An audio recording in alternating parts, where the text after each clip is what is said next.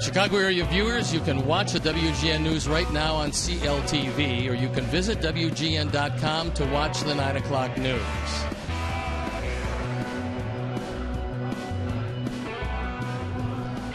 The Sox are in San Francisco for a brief 2-game series, which is a finale of interleague play.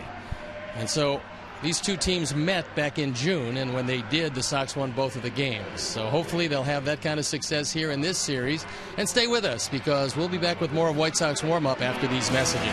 Chicago White Sox Warm-Up is brought to you by Brown's Chicken. That's the thing about Brown's, it tastes better. By Miller Lite. Now back in its original can, it's Miller time. And by Ford, proud sponsor of your Chicago White Sox. Check out America's best-selling brand at your local Ford store or online at localfordstores.com.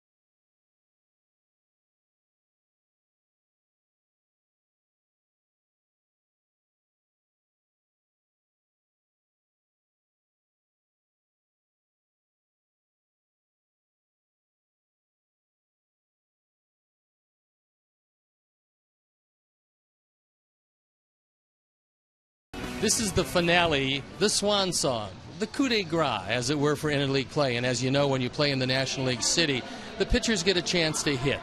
Now, a lot of them look forward to it. Some of them do it better than others. But earlier, a couple days ago, Rich King had a chance to talk with Todd Severson on how he's going to prepare Chris Sale and all of the hitters for interleague play. Not a whole lot. Actually, we've been playing some interleague games already, so some of them had their chance. I think this is Sale's first time having his first at-bats in National League interleague play. But really, first and foremost, know how to get a bunt down. Most of the time they'll be asked to bunt. Hopefully, there's runners on base. Other than that, go back to your high school days or something, wherever the last time you swung. Just make sure you don't get hurt and swing strikes still. Was there extra batting practice or not? Yeah, a little bit. How much? Not very much. That's not what they do in American League here a bunch of the time, so you don't want them just getting crazy and going in and maybe pulling an oblique or something like that. You know, you go in and teach them the proper techniques of how to bunt, slash bunt, things like that, and really let them get their core loose and feel a bat again and let them take the shot. You raise a good point. And you don't want to go in and get hurt, right? No. I mean, like I said, they're not used to that type of torque of swinging the bat consistently, so you just want to make sure they're properly stretched and understand what it takes to do that. I see a guy gets a couple of hits, a guy like Sale. Is he livable the next few days? Most likely not, but mostly to the pitchers, not to us. It's kind of like, Dunner pitching. I got Ivan in it. If they get a hit, they're gonna last long on that too. Remember, Chris, get the bunt down. That's a message from Todd Steverson. So stay with us. We'll be back with more of White Sox Warm-Up after these messages.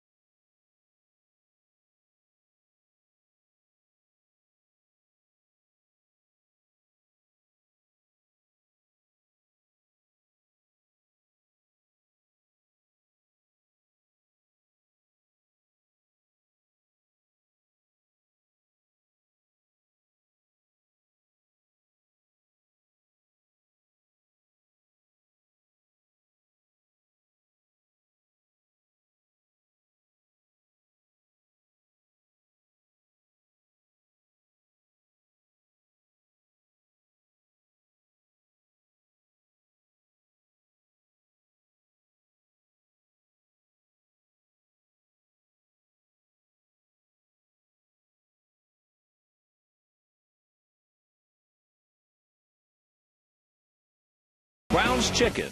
That's the thing about Brown's. It tastes better. Miller Lite. Now back in its original can, it's Miller time. And by Ford, proud sponsor of your Chicago White Sox. Check out America's best-selling brand at your local Ford store or online at localfordstores.com. Thank you for watching, because right now, coming up next, White Sox Giants from beautiful San Francisco.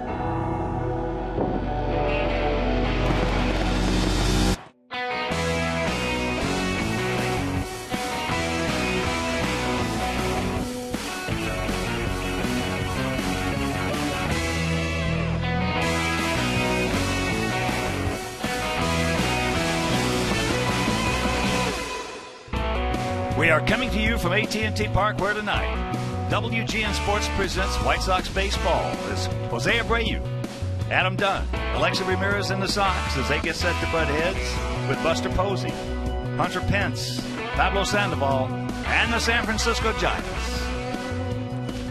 Hi, everybody, and welcome. With Steve Stone, and welcome back. I'm Ken Harrelson as we get set to bring you the first of this brief two-game series. We had an off day yesterday, as you well know. And that was after having that four-game series in Seattle where we lost 3 out of 4. But trying to get back on the right track tonight, we got the right man on the bump. Chris Sale going to the mound against Ryan Vogelsong. And Chris Sale last time out against Texas threw the ball pretty well. Unfortunately, he didn't get the win in that. He actually lost his second game of the year to go with his 10 victories. But with a 2.14 ERA, what happened to him last time hasn't happened very much. He only gave up 3 hits in 6 innings, but he did not win the ball game. So he saw these Giants one time this year. He did beat them. Although he didn't throw as well as he could, he threw well enough to get the win. And we have to hope that Chris Sale can get this team back on the right track as we have an abbreviated 2-game series here, and then it's back home. All right, sit back, relax, and strap it down. White Sox baseball coming your way.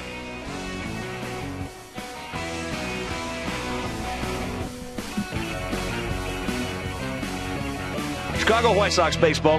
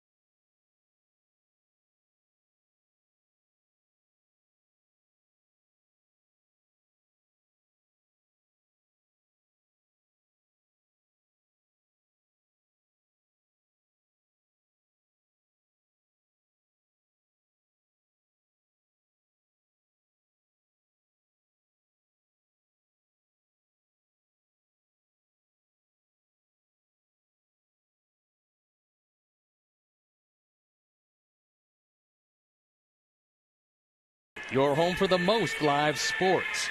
Tonight's game's available in Spanish on your SAP audio setting, provided by 97.5 FM, ESPN Deportes, Chicago's first and only Spanish-language sports radio station.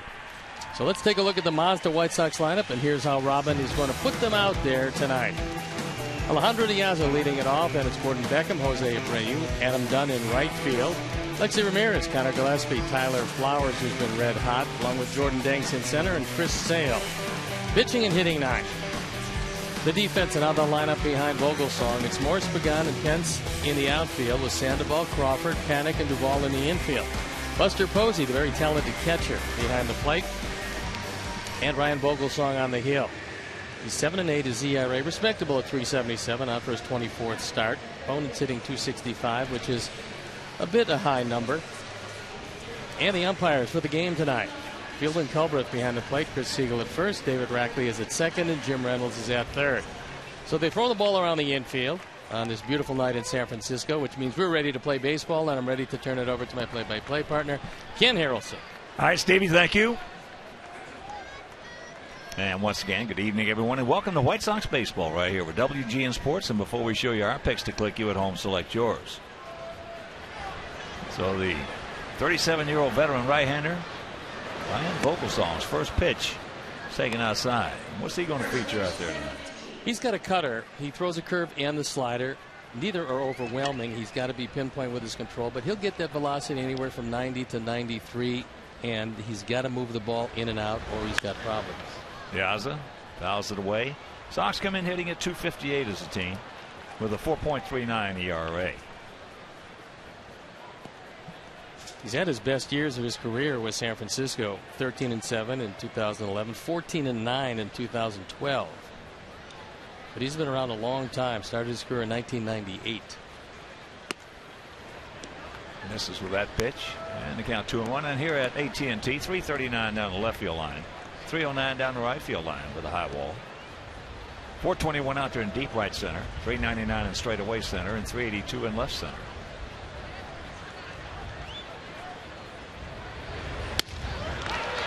One of, if not the most beautiful settings from our vantage point in all of Major League Baseball.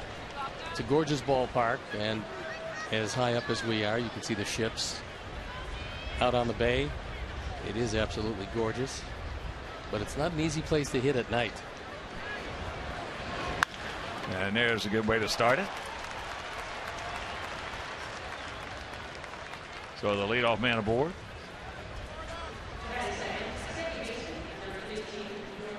And with the odds on the board, let's check out our picks to click tonight.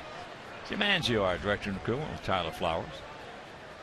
Steve's going with Alejandro, who just singled. And J.J. Shearer, all the great folks that did, because now we're going to go with Connor Gillespie.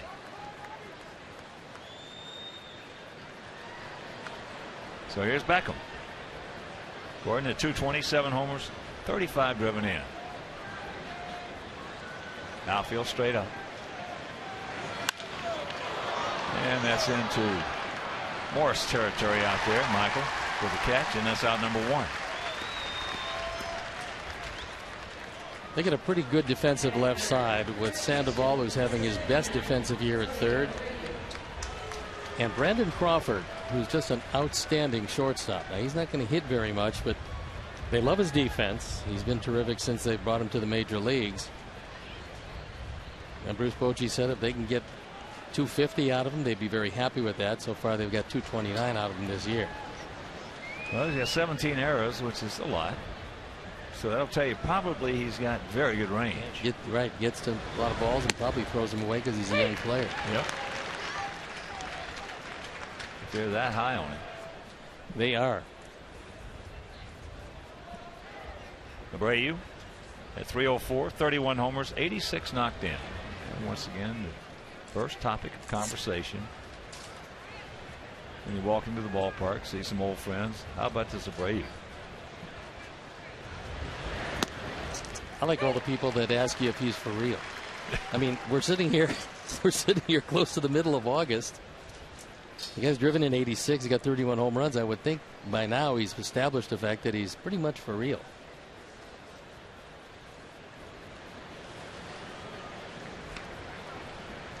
Well, on Sunday, that was really the only game that I've seen him this year where he looked tired. He looked mentally tired. Still was able to muscle a single in his last at bat. But he had a couple of strikeouts, and just first time he just didn't look like Abreu. This is his first year going through a major league season, even though he is a veteran of a lot of years in Cuba. This is a long year. Well, they played 90 games now. Yeah, I mean it's just a long year, and you got to get used to it. And Sandoval makes his own hop and can't get him at first.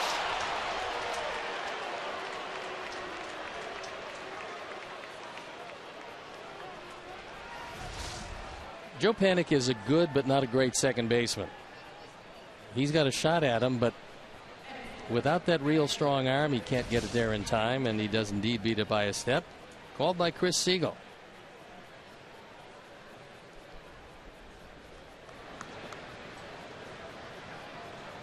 So Buster maybe wanting them to have a review. Well, I think they'll do. And they'll give him a thumbs down. I was going to say, if they do, they'll see that he did indeed beat it. And here's Adam. There's a look at Bruce Bochy, who until they won the last couple of times is probably the best unknown manager in all of baseball. Now everybody knows who he is. Now, overall, if you're talking about really good managers, in my whole career, he's probably the most under the radar, really good manager I've ever seen. There's no doubt. Yeah. He was terrific at San Diego, but you just didn't hear his name ever mentioned. He really knows how to handle people, and you just won't outmanage him. And that ball hit hard into left center field. Hey, look up. You can put it on the board. Yes.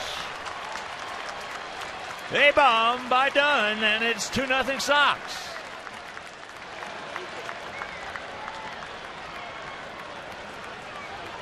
'18th home run. He's now driven in 46.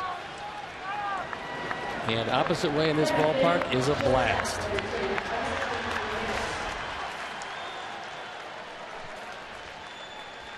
That's the 11th home run that Vogelsong has given up this year. And Adam, pretty sure that he got just about all of this one.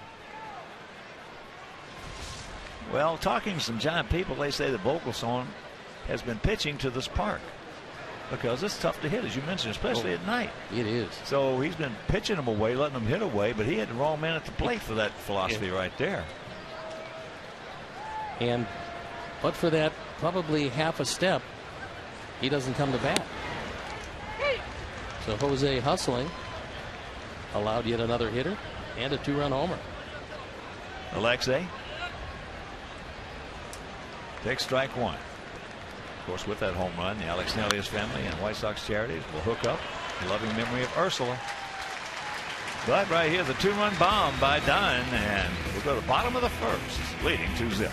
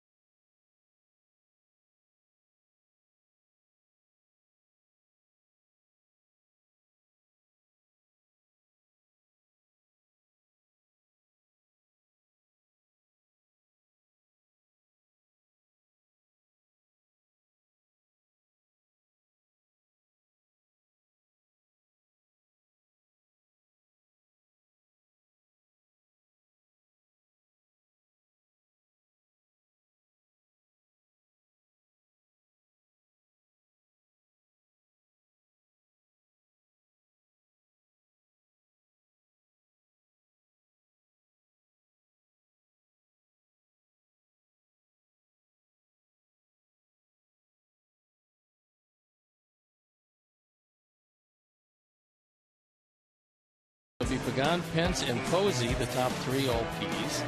With Sandoval, Morris, and Duvall in the middle, and Panik, Crawford, and Vogelsong rounding it out. Sox defense and out of the lineup behind Chris Sale, Diaza, Danks, and Dunn in the outfield. With Gillespie, Ramirez, Beckham, and Abreu in the infield. Tyler Flowers behind the plate, and Chris Sale looking for his 11th win of the year. Spotted to a 2-run lead. His ERA 2.14 out for his 19th start. Opponents hitting a paltry 199. 22 walks, 138 strikeouts. Been a great year for Chris Sale. Yes, indeedy. As here's Angel Pagan, hitting at 309, 3 homers, 19 driven in. He's had some injury problems this year. Switch hitter, 1 of 2 in this lineup as he takes first pitch strike. Giants come in hitting at 243 as a team with a 3.42 ERA. That's a much better team with Pagan in the leadoff spot, but he's a much better hitter from the left side than the right. Checks it up. Giants 29-30 here at home, 33-26 on the road. They're on the heels of a 4-game losing streak, and things are getting a little bleak in the division for them. Nice pick. He can defend his position. So 1 out.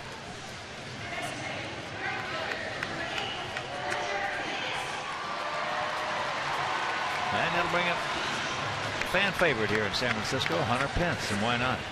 He's fun to watch play.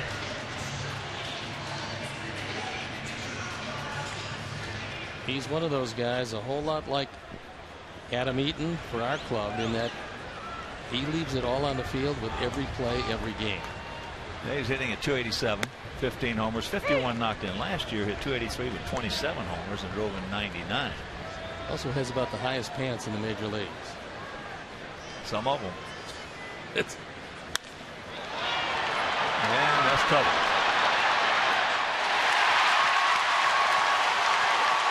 So he's going to turn it on. As Jordan Banks couldn't quite get a handle on it. And a 1-out triple. That's his 9th triple.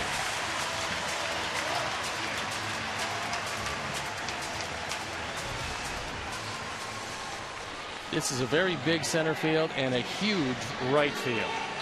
And Pence reaches out, takes the ball the other way. And then he's off to the races. And this one, the stutter step, gets by Jordan. Pence at third. So here is Posey hitting at 281, 13 long ones, 57 driven in.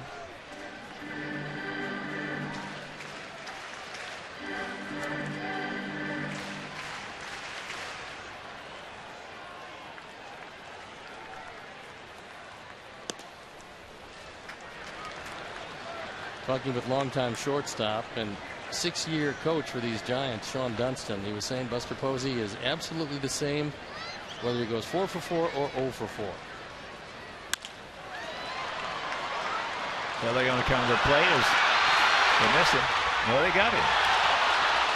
That's bad base running play right there. And Middle was playing back. He got a bad break, real bad break from third. Well, Hunter Pence wasn't thinking about where they were in the middle. And Ramirez, pretty good idea. It wasn't a great throw, but he was able to cut him down at the plate. When the infield is back, you absolutely have to be able to score on that. They're conceding the run to stay out of the big inning. Well, watch him right here. He just gets hardly no break whatsoever. He's got it's unusual from him. And a nice tag by Tyler Flowers. And Bruce Bochy is going out to have a quick word with Field and Culbreth. But he did tag him.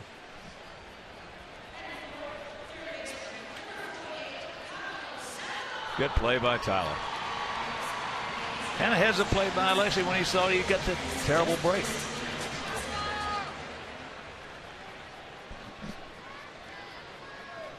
So here's the other switch hitter, Pablo Sandoval, hitting at 283. 14 homers. He's driven in 55. Pablo, a 298 career hitter in the big leagues. The left-handed hits 324 and right-handed just 197. Bruce Bochy said that he was in better shape this year than he's been since 2011. No coincidence that it happens to be his option year.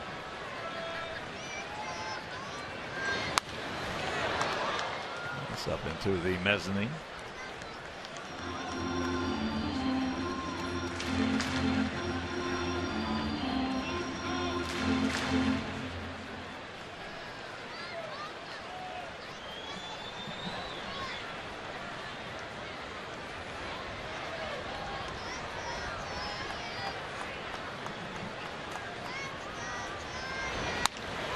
And another into the mezzanine.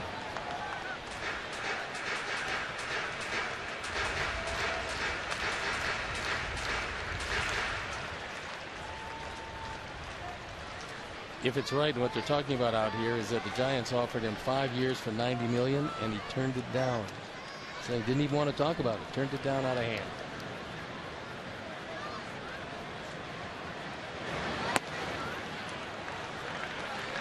That's pretty good compensation.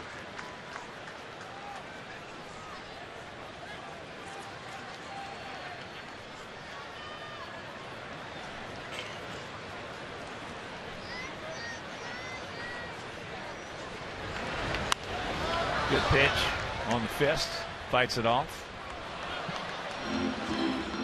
Another huge crowd on hand. They're averaging 41,627.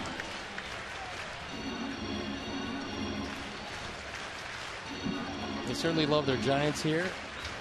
The weather is normally outstanding. A little cool, 63 degrees at game time, but you pretty much know it's not going to rain. And it brings them out. This ballpark helps bring them out. It's gorgeous. Here you go. Yes. And that'll retire the Giants after 1-2 good guys.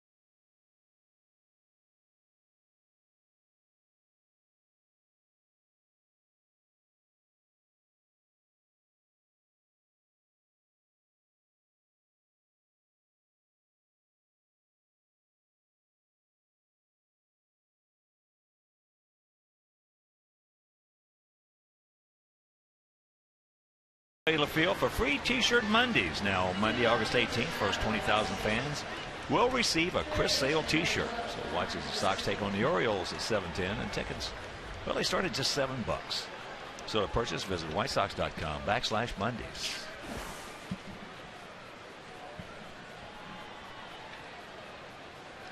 Here's Gillespie. 2-0 good guys here in the top of the second if you're just tuning in.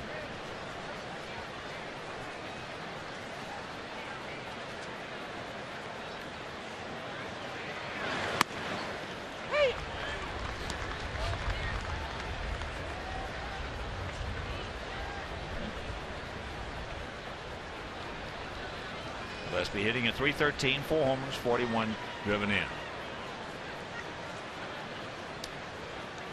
Gillespie, a former Giant.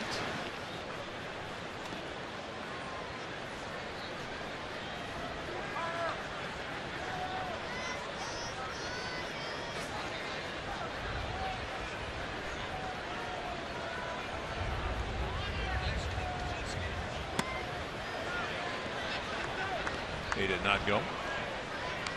Jim Reynolds, umpire at third. That last pitch was the cutter that Vogelsong has started to use, especially to combat the left-hand hitters. Well, you said it earlier. In my conversations with some Giant people, they said that he has to be perfect. Yep. Has to work the outside corner out, inside corner in. When he misses out over the plate, he gets hurt. Well, he's one of the few guys. He spent 2 years pitching in Japan in between his stints. He was with San Francisco, went to Pittsburgh, went to Japan for a couple of years before re-signing with the Giants and having a couple of good years for him.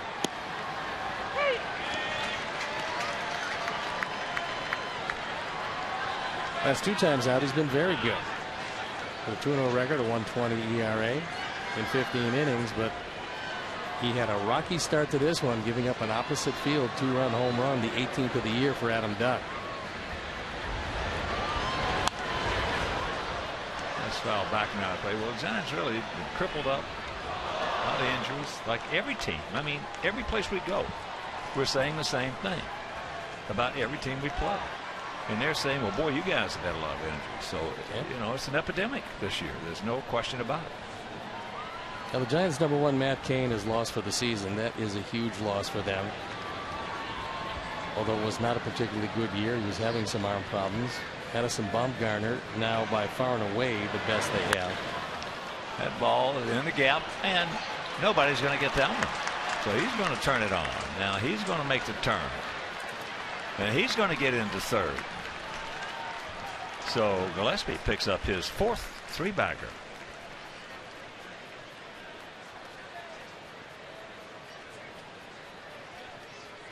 If this isn't the best triples park in the major leagues, it's one of the top 2.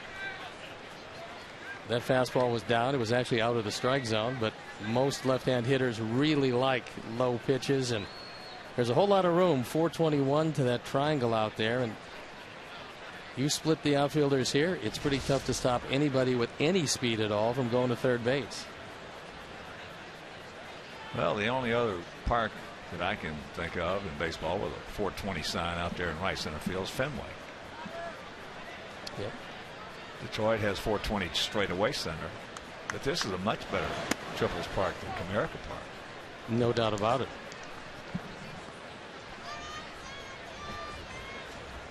Flowers at 250, 9 homers, 40 driven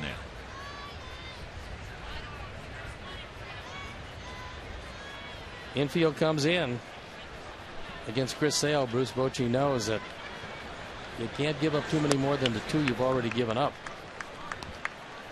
You got to play. Not everything is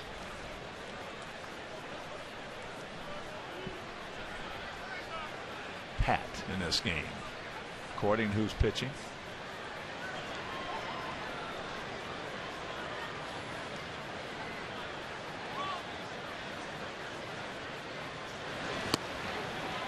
Can't get it in the count, 2-1. And you had guys like Koufax, Marichal, Gibson, Drysdale. First inning, they were playing the infield in. Yeah, because you know it's going to be a 1 or 2 run and a very low scoring affair. And it's going to happen pretty quickly, too. And you roll the dice. As there's a little looper in the right field. Pence is there. He's not going to score on that one.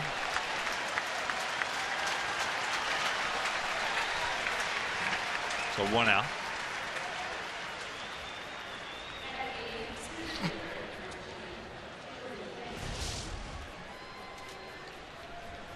Not much at all for Connor to do here. And the surprising thing was that Hunter Pence overshot Adam Duvall, the cutoff man. Because that gets you in trouble, especially when the guy's not running. Well, watching Hunter Pence play and then reading his bio, it's understandable how he has so much energy and how he does a lot of things. He was a power tumbling champ at 9 years old down in Texas. State champ in his division.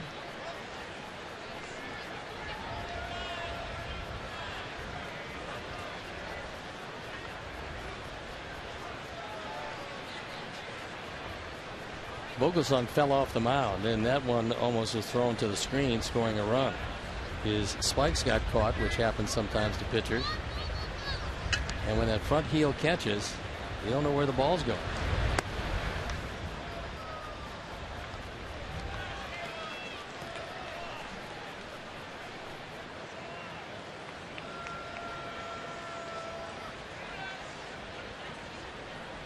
Man behind the plate tonight, Buster Posey, was taken in the same draft that the Sox got Gordon Beckham.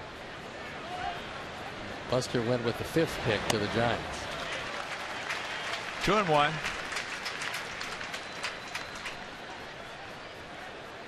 There's a few folks around that felt that Posey would still be around at 8 where the Sox were picking, but he's just too good. Well, he's already won an MVP. Yeah, he's something.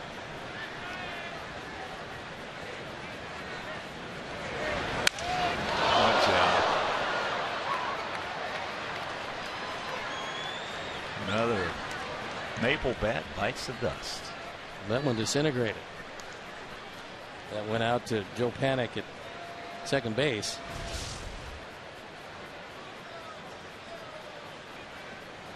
And Jordan is left with just the handle.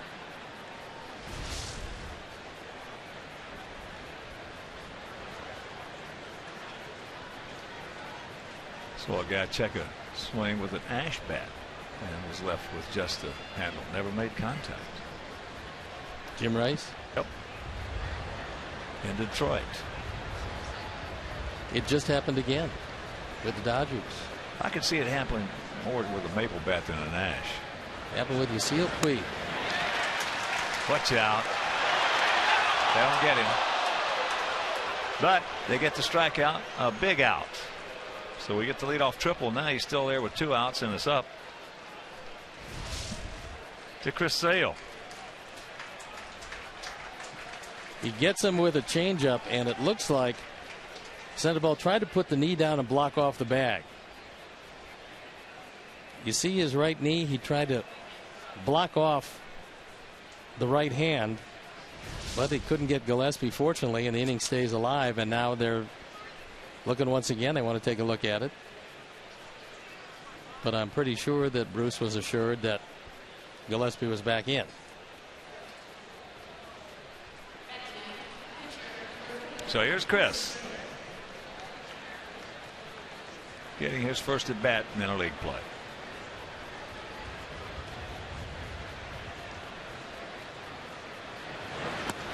Checks it up. Good check. One thing about Chris, I don't care what it is, pitching, hitting, ping pong, tiddlywinks, whatever it is, he's going to compete with you.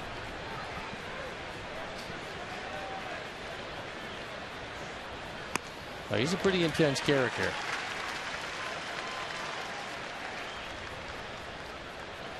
He is when he puts that uniform on. Yes, sir. Is that 2 at bats? Looking for his first hit.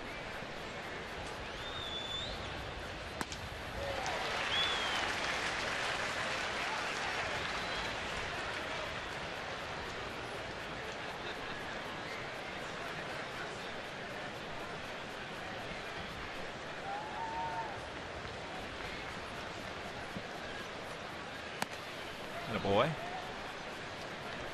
2 balls, 2 strikes, 2 out. Pretty much straight away with the outfield very shallow, as you would expect. And they're going to pitch him away and play him away. Yeah, he's not going to go opposite field. No, I wouldn't think so. Yeah. Good rip. Well, he was in protection mode. That pitch was a good 3-4 inches off the outside corner. He was able to follow it straight back. Just sitting here trying to remember. When's the last time Chris Sale went out there and had a 2-0 lead in the first inning? That has not happened. I was going to say, it must have been last year. Must in his career at all. And look at this. Oh, nice pick. Gets it. So we get the leadoff triple by Gillespie. Can't do anything with it. We go to the bottom of the second, leading 2-0.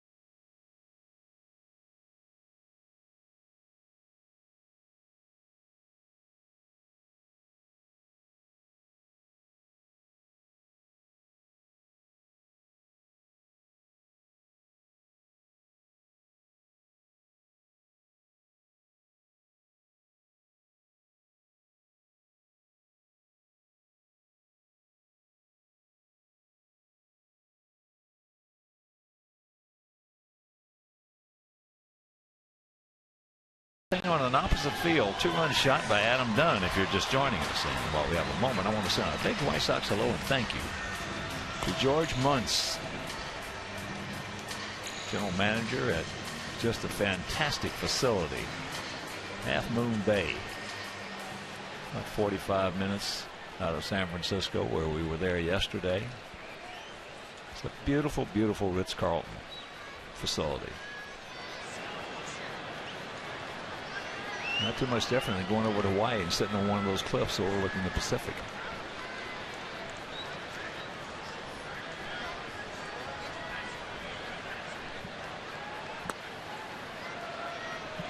Michael Morris.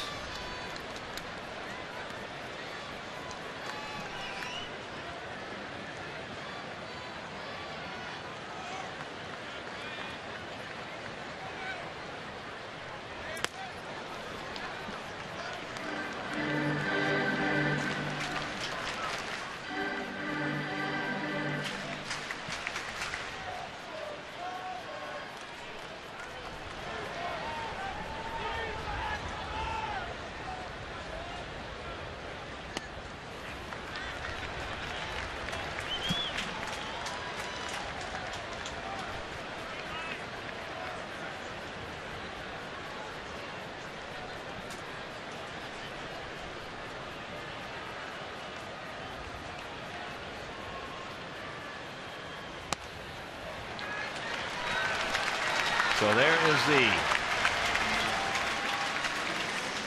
base on balls. And Sox fans, join us on Wednesday, August 20th for Dentistry Night. White Sox are offering specially priced tickets to all dentists, hygienists, assistants, film school students, as well as their family and friends. Also, the first 750 fans to purchase will receive a Dentistry Night baseball cap. So to purchase, visit whitesox.com/dentistry. Adam Duvall.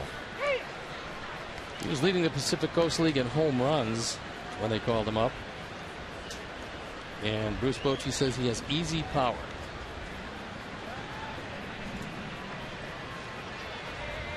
He's 8 for 42 since being called up. A couple of homers. I believe he hit 30 2 years ago.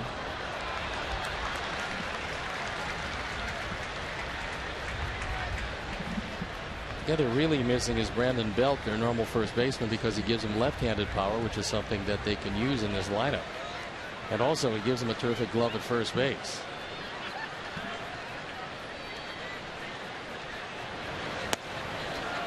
Goes through that one. Good straight change by Chris. Here you go.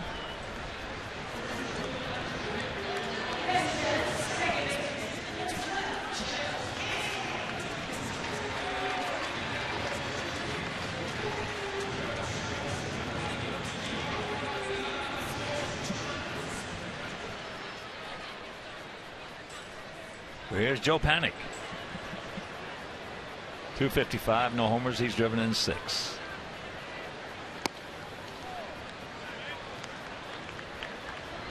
Panic, a 290 minor league hitter, just 23 years old.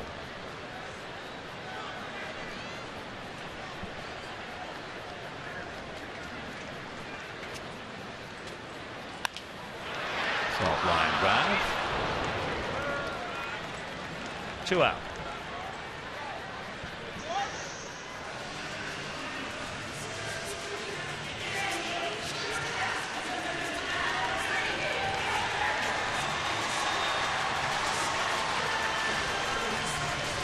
So here is Brandon Crawford, the shortstop. Yeah, Duvall in 2012 hit 30 home runs at San Jose. Drove in 100.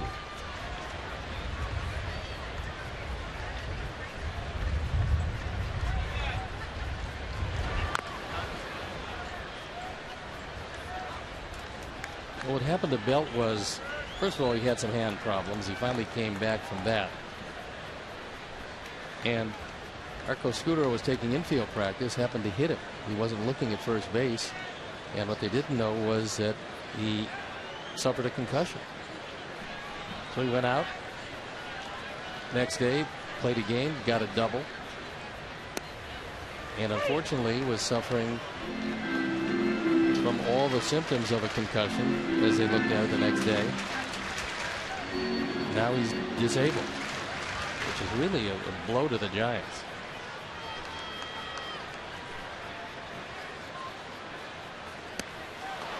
Another one. Here you go. So 3 strikeouts for Chris. Then he leads it 2-0.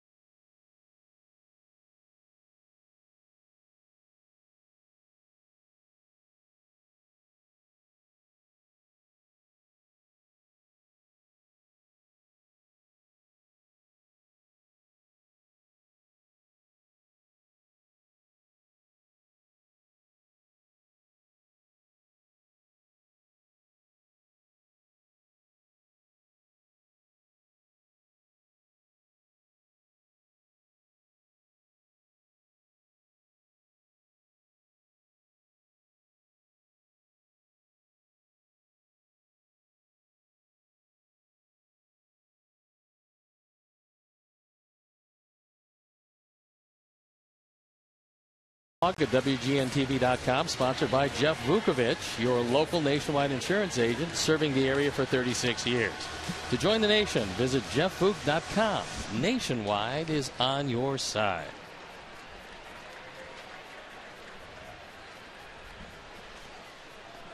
Top of the order. Here in the top of the third.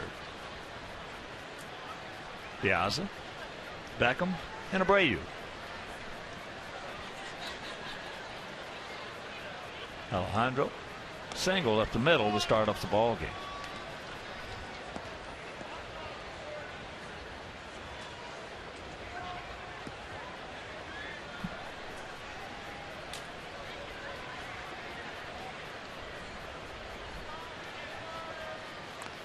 There's a bunt. Good try. Well, on that first strike, if you're going to be bunting, you either want it right down that line or foul.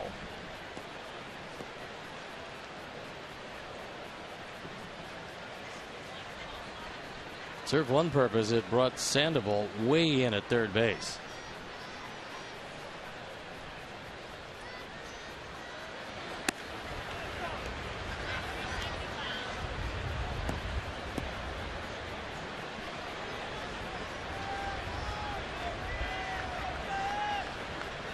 Beautiful scenery here at AT Park.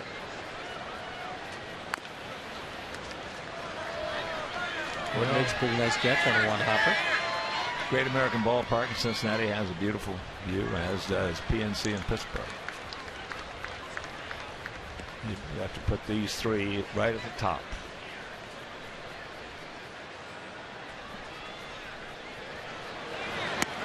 I love that view in Pittsburgh. It's absolutely gorgeous. And the appeal, and Jim Reynolds rings him up. Well, we talked about it. Two things that he's going to do. He's going to hit a lot of balls off his body, and he's going to have a lot of check swing strikes. Didn't appear that he swung, but he got rung up. It's the body that gets the umpire, the upper part.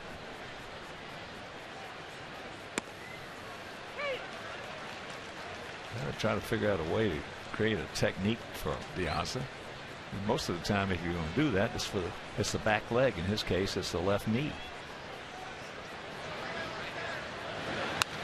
As soon as you're at the plate, if you're a right-handed hitter, it's the right knee. And if you're at the plate and you start to check your swing, if you immediately buckle that right knee, you got a chance to hold up.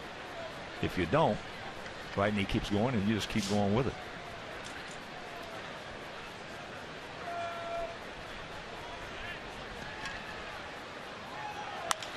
The ball hit nicely in the right field, but they got a man there. That's a hang with him for Beckham. 2 down.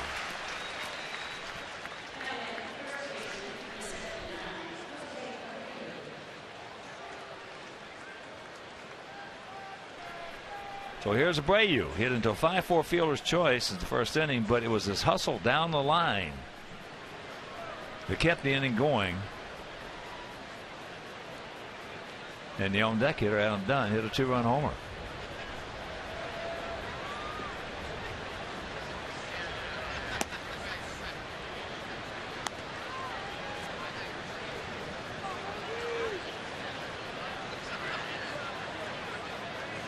Yeah, Abreu is topic number 1 among the visiting teams we see, as Chris Sale is usually number 2. In fact, this is about the fourth or fifth team.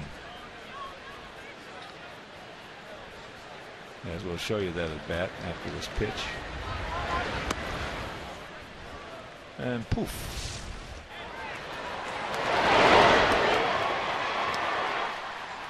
Just able to beat the play. Yep. This is about the 4th, 5th team. One of the people have said to me, Hawk, give us Chris Sale and we'll give you anybody you want off our roster.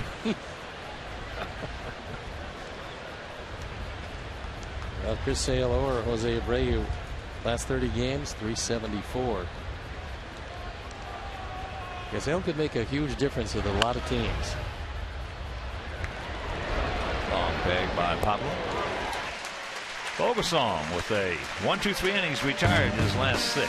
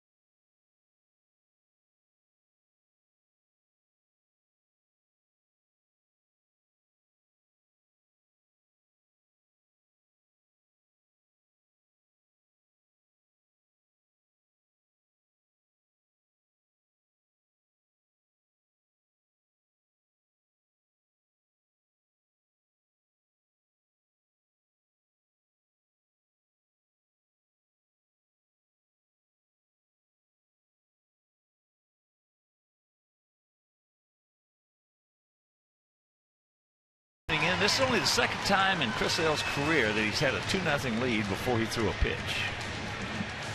That's pretty amazing. Last time he had a 2-0 lead before he threw a pitch was April 13th last year.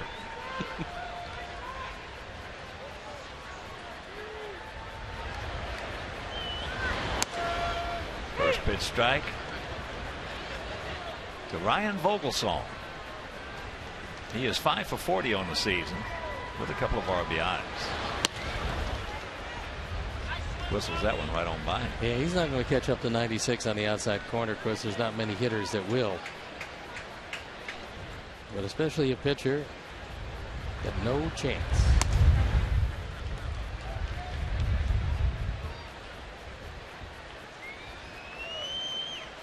Jordan Diggs is way into right center field for him.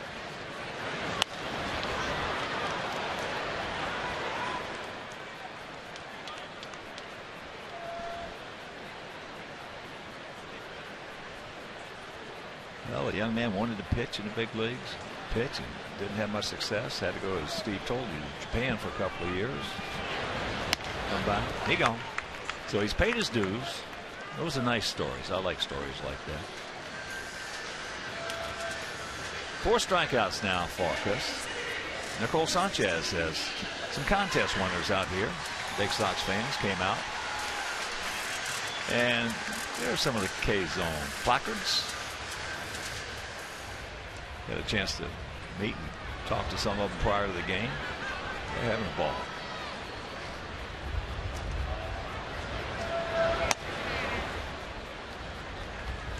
Pregame hit a sharp comebacker to Sale, who made the play on it.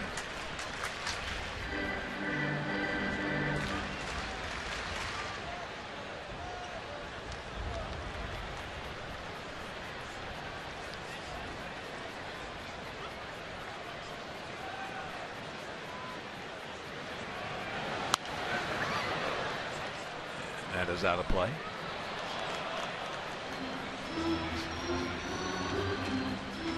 San Francisco.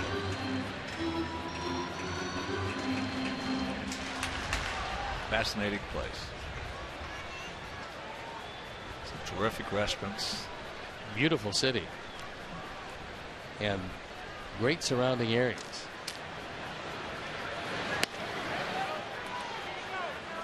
He did not go and check it up on that slider. This Giants team, 2 games under 500, 19-21 against left-handers, 43-35 against right-handers, largely because both Pagan and Sandoval, switch hitters, are so much more effective from the left side than they are from the right. Well, you mentioned Belt.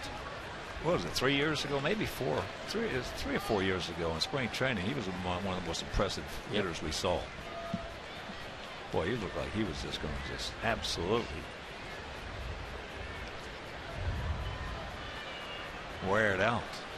But they love his power, and they really love his glove. And that's made a big difference for them at first. Well, it's unrealistic. They have a terrific core out here in their administration. Brian Sagan, Dick Tedrow, and the gang. Terrific manager, terrific coaching staff. But it's really unrealistic to think you're going to get left-handed hitting at a premium to do any damage in this ballpark. Not unless you can pull it straight down the line and hit it high. That pitch inside. So a full count. No, you can't have everything, but you better get yourself.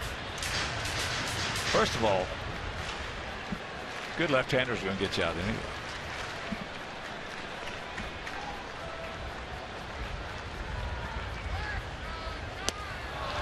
He gone.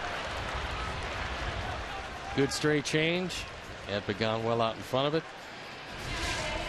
And that's an early 5 strikeouts for Chris.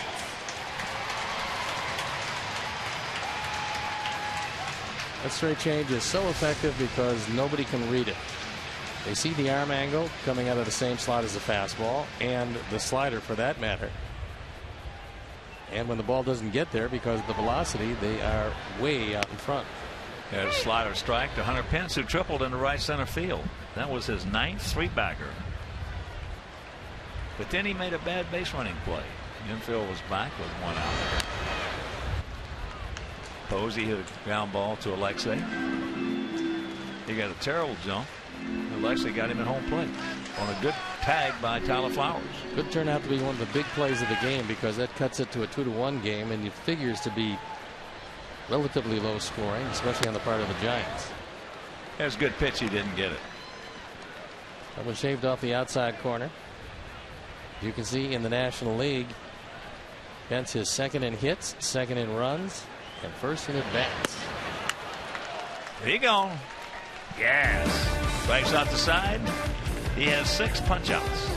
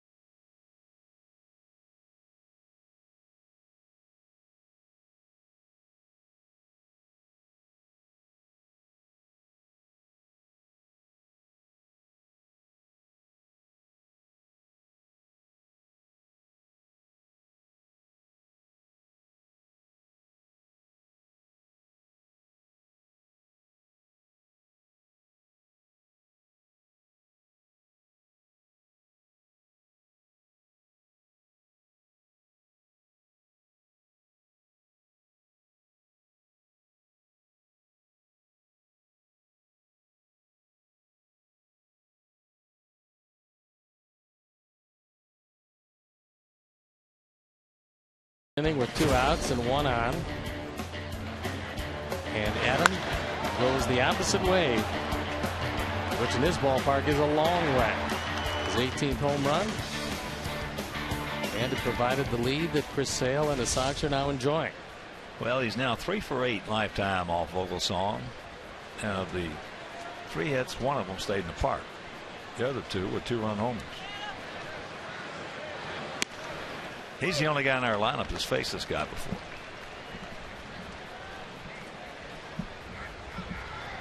Well, Jesse, you said that they put Sandoval up the middle at shortstop, even though he's a third baseman. So perhaps they're not going to pitch him away like they did the first time, because that didn't work real well.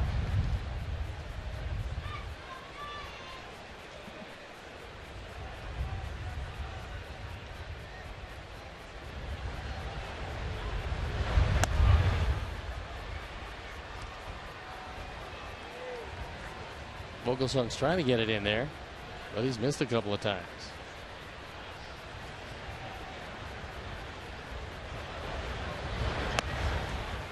Pretty good pitch. Didn't get it.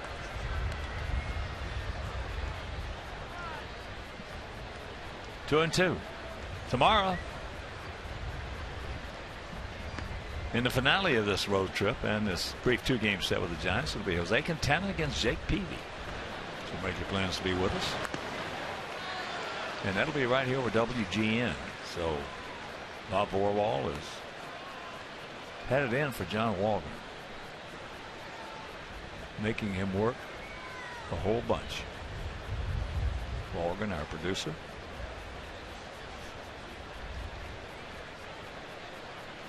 Let's talk to Bobby V about that.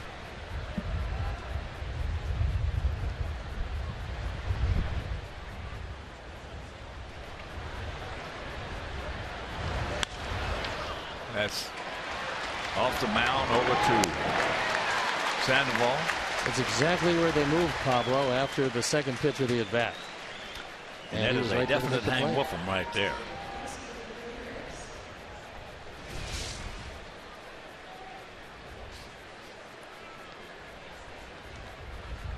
Well placed third baseman makes it play easily. Now that's what you call a Hawthorne Wood hop right there. That mound, carry him over, and poof. So here's Alexei. He takes strike 1.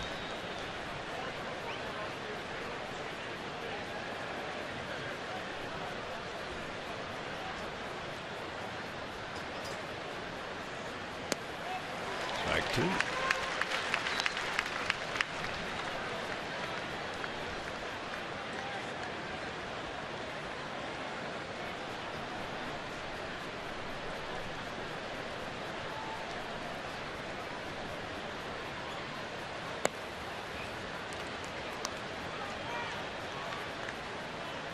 Ball and 2 strikes, 1 out here in the top of the 4th inning if you're just tuning in.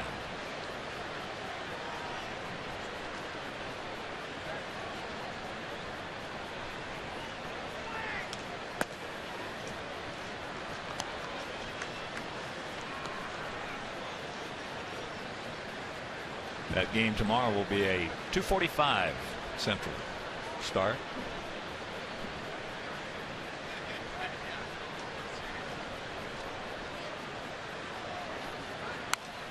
And that's foul back.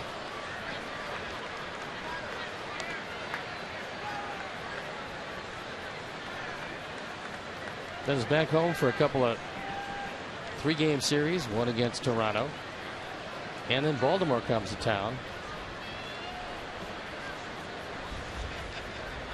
The Orioles playing good solid baseball, but they lost their third baseman Manny Machado to a right knee ligament sprain. I saw a highlight of that an hour before this game started, and it didn't look good. Now he's going to be out for a while, and Baltimore has built a 6-game lead over Toronto, 7 games in the loss column in the AL East. That the Yankees tied with Toronto at 57 losses behind Baltimore's 50. There's a shot foul. There are the standings. Tampa Bay doing everything they can with the subtraction of David Price to stay in the race, but having a hard time doing that.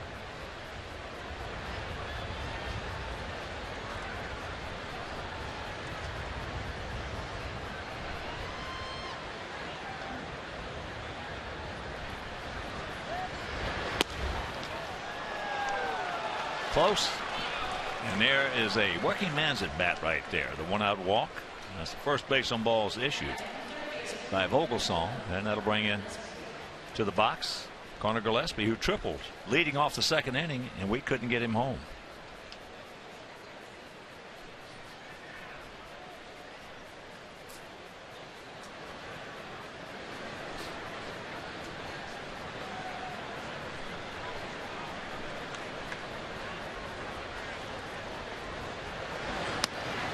Takes first pitch strike.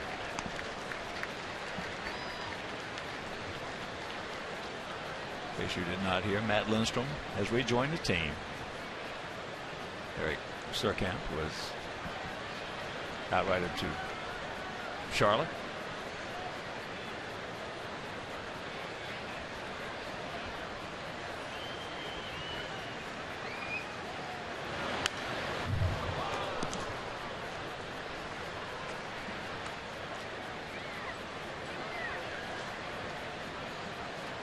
Be nice to see Matt back, and I'm sure he's the happiest man around.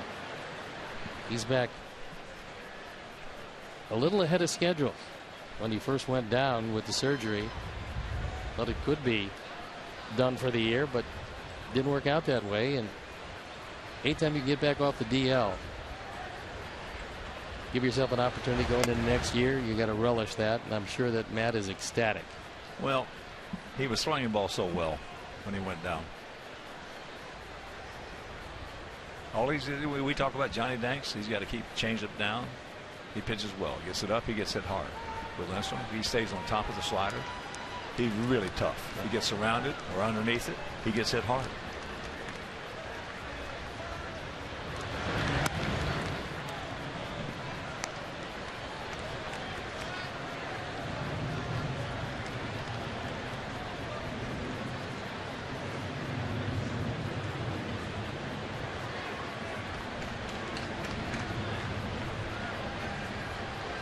Outfield. Spread out a little bit. Gap out there in left center. And we had some guys down in minor leagues get some honors.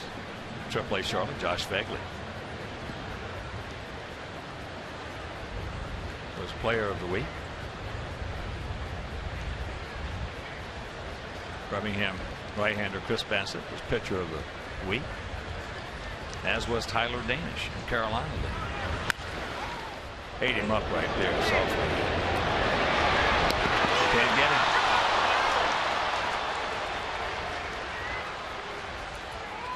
Hit too soft.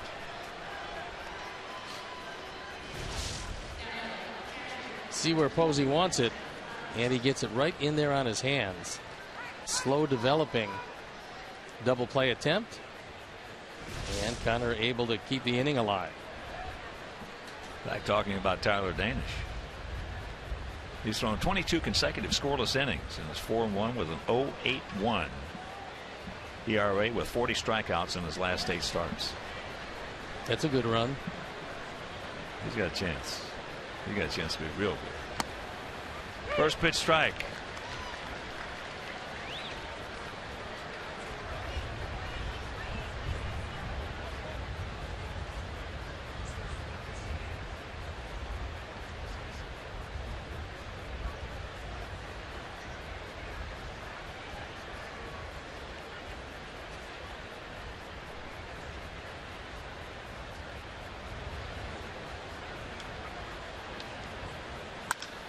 And that ball hit into right field. Connor Pence is there, makes the catch, and that'll retire the side. We'll go to the bottom of the 4th with a 2-0 lead.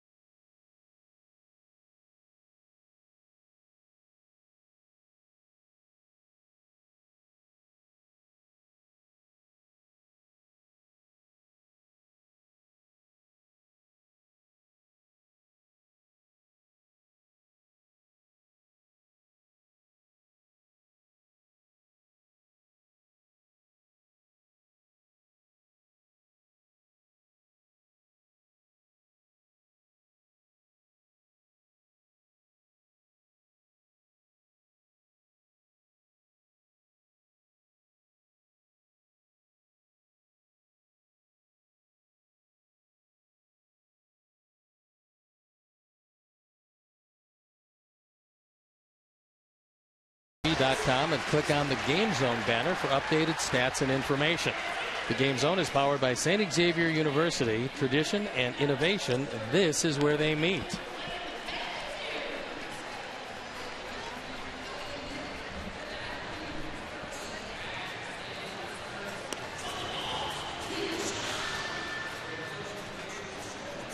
Posey, Sandoval, and Morse.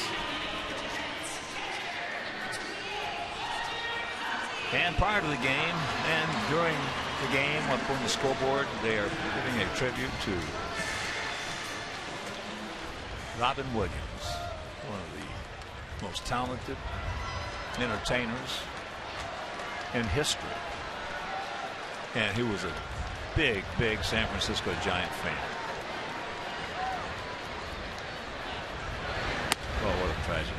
He lived just down the road in Tiburon, which is right over the Golden Gate Bridge.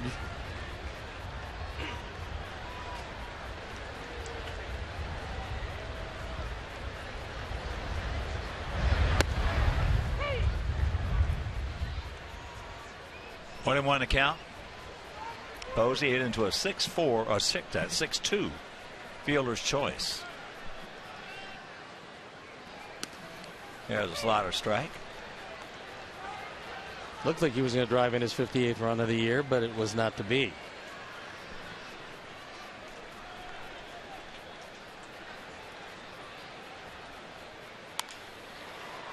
There's a little shank right there, and that's going to be foul.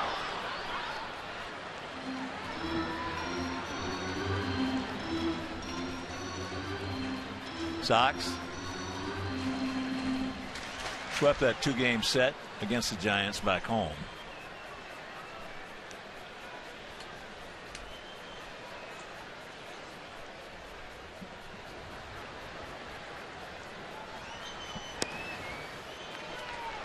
In fact, we've won 5 straight games against these guys and 6-2 all time during the regular season. And this is the last of the interleague play for us this season.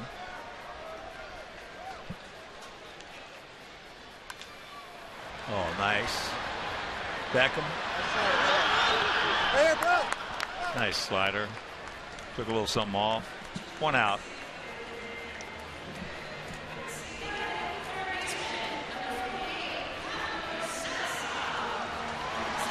But the Sox all time are 181 up, 140 down during interleague play. That's the 4th best record in the major league.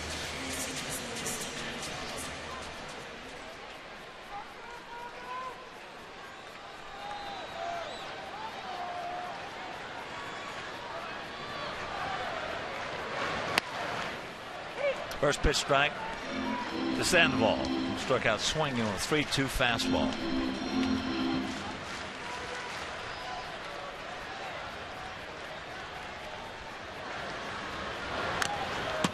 And very quickly to count 0-2. These Giants are struggling just to stay alive in back of the Dodgers, and knowing already that the Dodgers won today. They beat Atlanta 4-2. Means if they don't win this one, they're going to drop to 6 games back.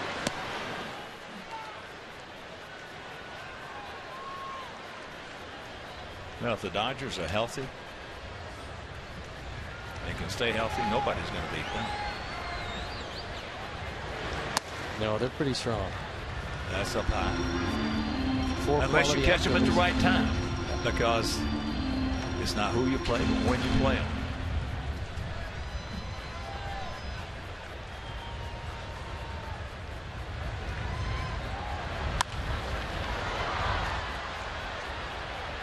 And that is a long way to go.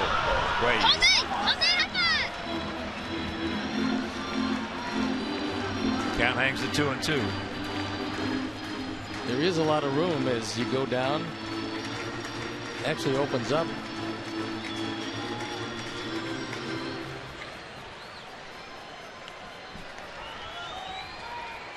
But there was no chance for Gordon Beckham to get there, and Jose gave it a long run, and no chance for him.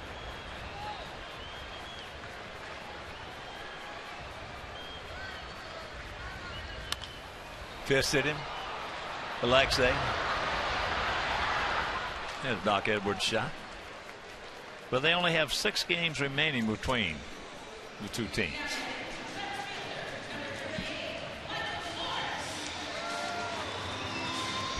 So 2 out, and that'll bring up Michael Morris, who drew a walk leading off the second. Only walk issued by Chris.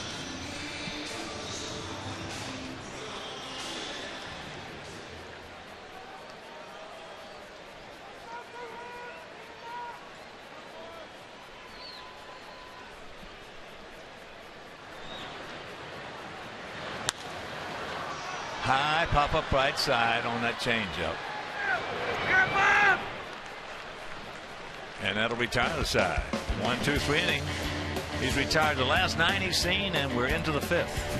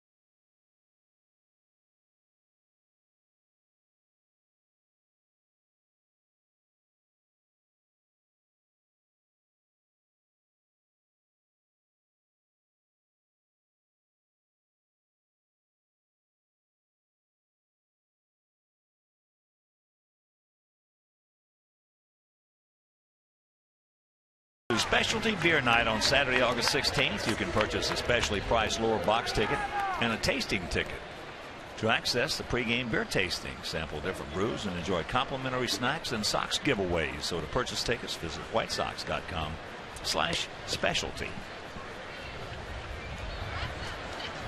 5th inning. Jordan Danks will lead it off. He'll be followed by Chris Sale, and then back to the top of the order with Alejandro Diaz. Out of play. I'd like to pass along best wishes for happy birthday to Dr. Jack Ruby. Wanted to get that in earlier before he fell asleep, but family can tell him that hopefully he had a happy day. Yeah, happy birthday, Jack. Yeah, and maybe he'll remember it. Jordan 0 for 1, struck out his first trip. He had a couple of hits on Sunday up in Seattle.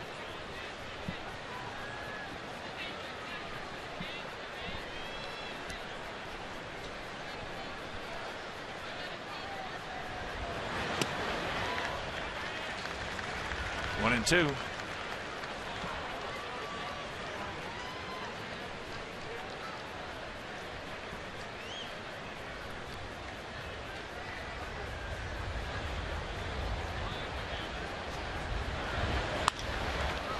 That's off the end of the bat in the center field. Pagan. So 1 out. And checking some other scores. Top of the 4th in Cleveland. That game delayed by weather. Indians leading the D-backs 1-0. In case you did not hear, Pittsburgh beat the Tigers 4-2. Volquez over Ray. Oakland hammered Kansas City 11-3 at Kauffman Stadium. Lester over Guthrie. Houston beat Minnesota 10-4 down at the Juice Box.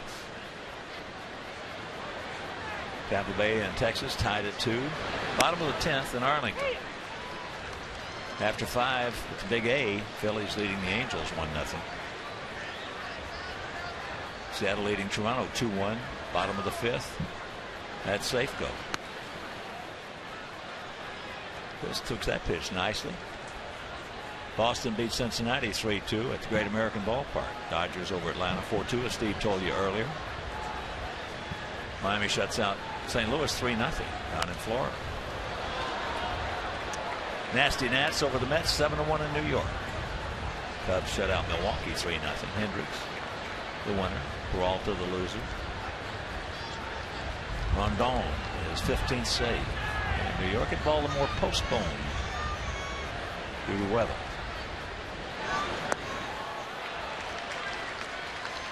Chris tried to check his swing, but not being used to hitting very much, there was no chance to do that. And we'll take a look from the side. And went around way too far. Yeah. But we don't really need him running the bases at this point. So here's Diaza. He singled to start off the ball game, and then he struck out on a check swing in the 3rd.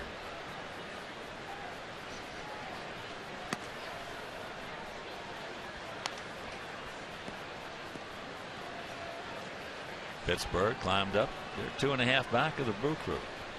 St. Louis is 3 games back coming into the day. Well, they were leading in the wild card race, Pittsburgh and St. Louis, with these Giants a half game back.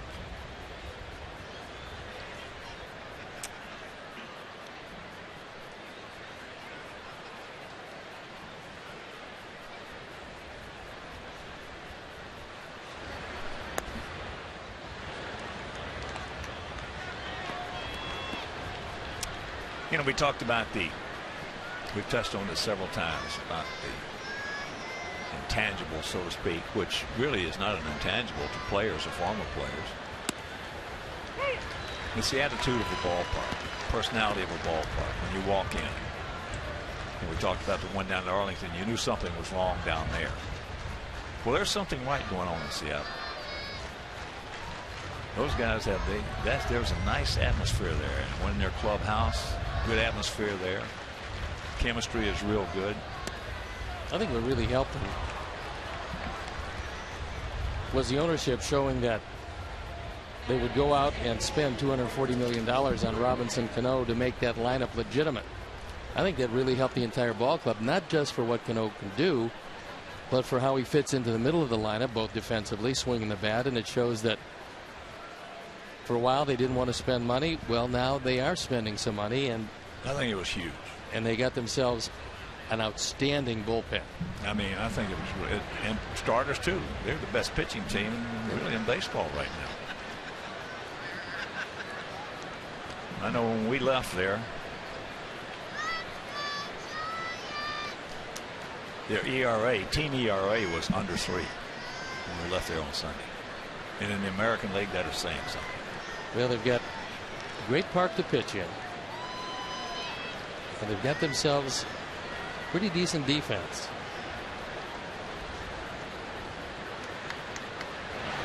They could use a few more runs as far as the offense is concerned, but pretty hard to completely remake everything overnight. Well, Lloyd's got 3 left-handers down in that bullpen too. They're all throwing the ball well. And when you got 3 left-handers in the bullpen, you can, if you've got a lead at 6 innings, or especially 7th, you can control the ball game. Don't mean you can win them all, but you can control it. About who is going to hit and who's not going to hit, as that is into center field. And it'll retire the side. We're halfway home here in the first of this 2-game set. We lead at 2-0.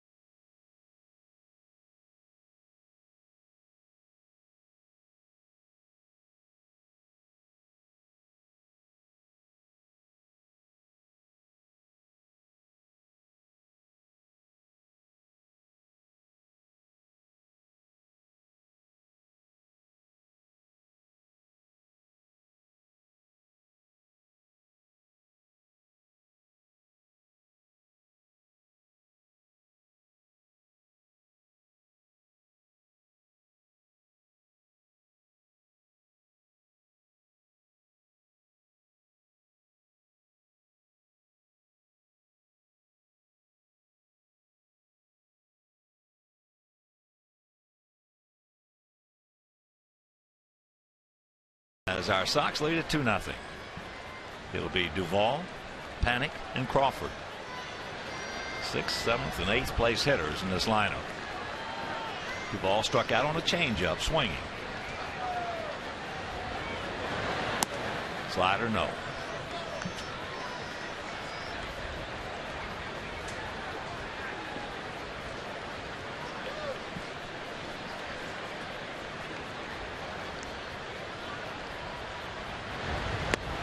Changeup, yes.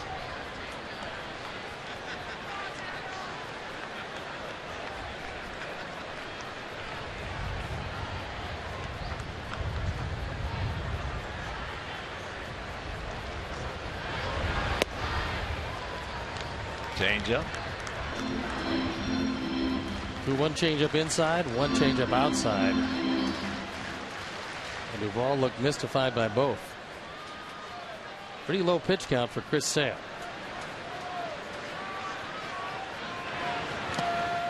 He gone.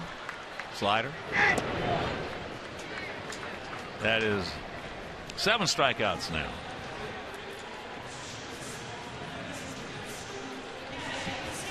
And a reminder, Friday, August 15th, join us for Country Music Night as our Sox take on Toronto at 7:10. Now, country star Easton Corbin will perform live on the field pregame, and all fans are invited to stay for a postgame fireworks show presented by Pepsi.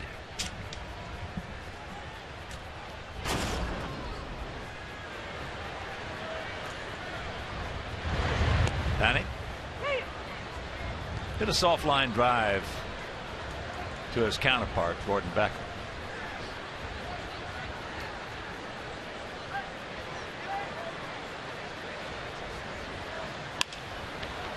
I was on a radio show the other day in Seattle, and they asked me about Chris Sale.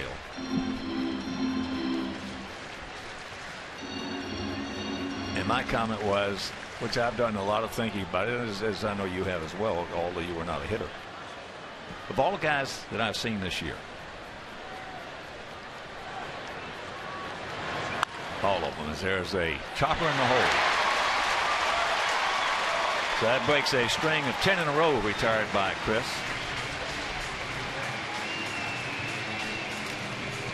I think that he is the toughest pitcher to hit against of anybody in the American League. And I know for left-handers he is. He's the most uncomfortable 0 for 4 to left-handed hitters. I would say he would be the American League guy, and Clayton Kershaw would be the National League guy. Kershaw, you can't go against what the results are. No. You just can't do it. He's been unbelievable. He keeps on getting better. But he is more comfortable than Sale. Oh, yeah, because he's straight over the top. Right over but nobody hits his curveball. 12-6 curve.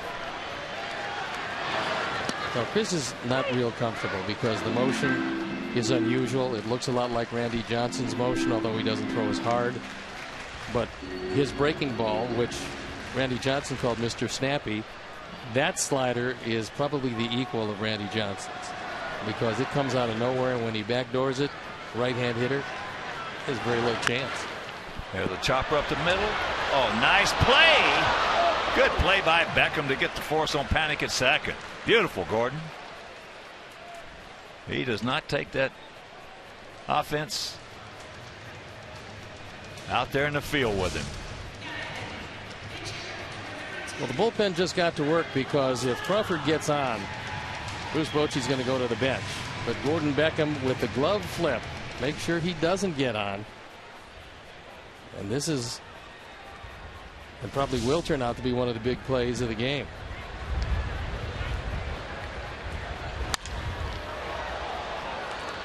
As that is shot foul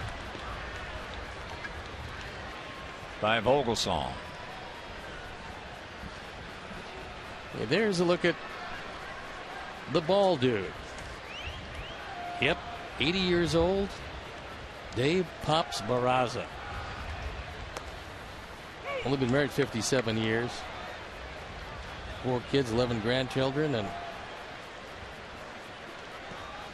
looks like he's just getting into shape. Giants fan since 1958. Oh, yeah. He gone. There's that nasty, nasty slider, and we're into the 6th.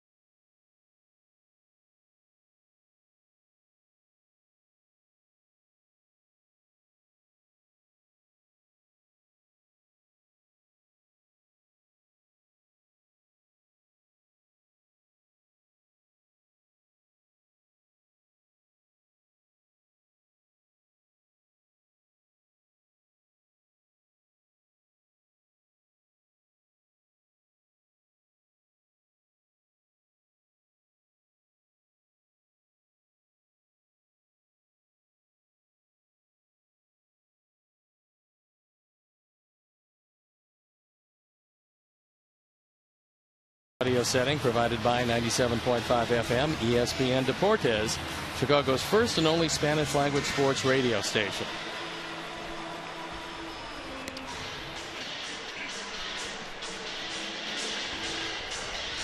Sixth inning in a 2-0 Sox lead. First inning 2-run homer opposite field, a bomb out of here by Adam Dunn. For Adam, that was his 18th homer. And he now has 46 knocked in.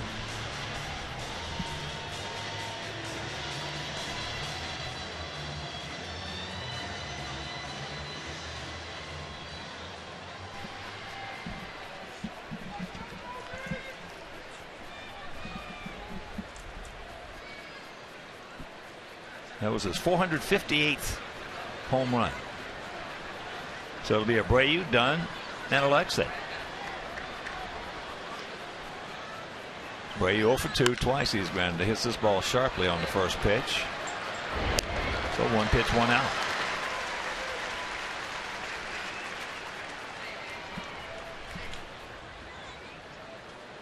There are a few Sox fans around.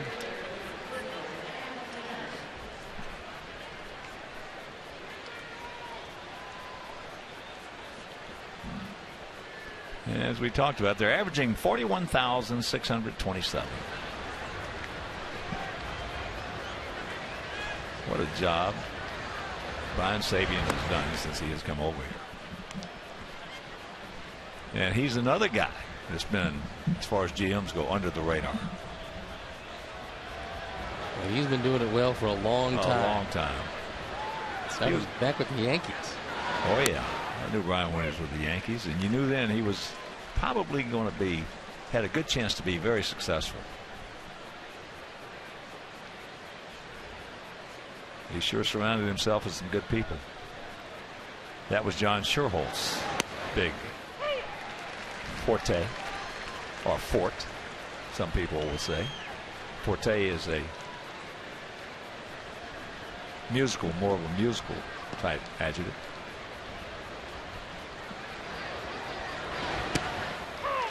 As he gets him. According to Bob Shepard, who was an English professor at Columbia University.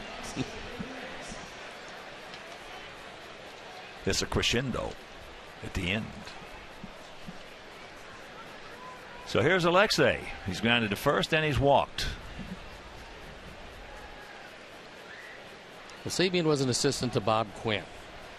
And then when Bob stepped out, Brian stepped in, brought over Ned Coletti as his assistant. Boy, this didn't take long from Mr. Vogelsong. 1, 2, 3. And we'll go to the bottom of the 6th.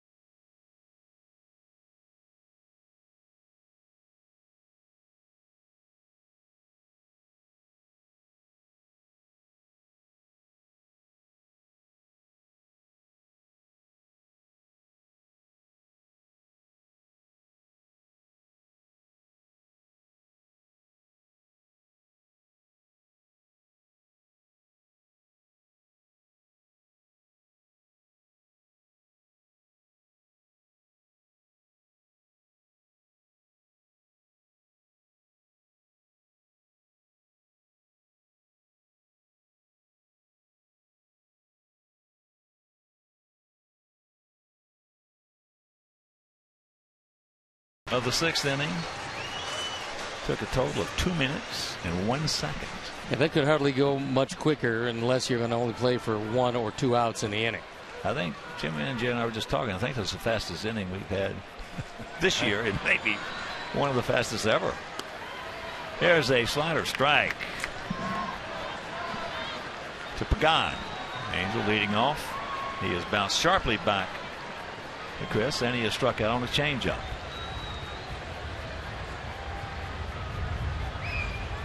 Changeup right there, and the count 0-2. Pregame has had a lot of back problems this year, and it certainly has cost him, and it's cost the Giants because they like his total game. He's a good hitter, very fast, and he's been a terrific center fielder.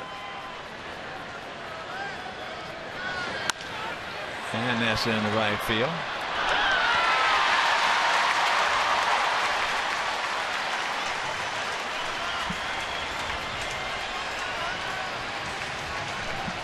So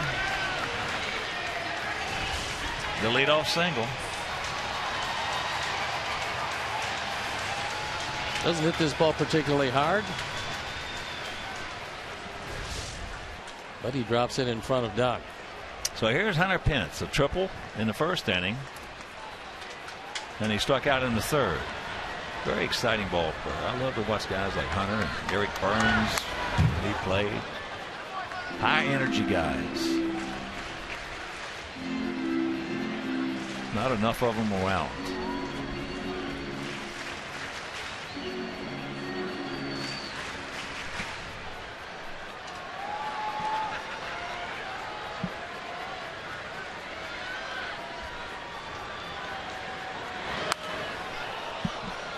Coming right at him.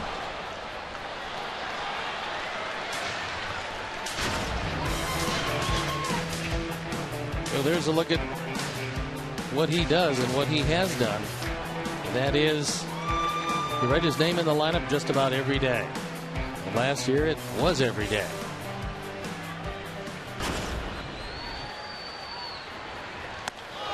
And there are a lot of guys who give you everything they got every time they go out there. But I like guys who show it to you. Like a Pence, like an Eric Burns, like an Adam Eaton.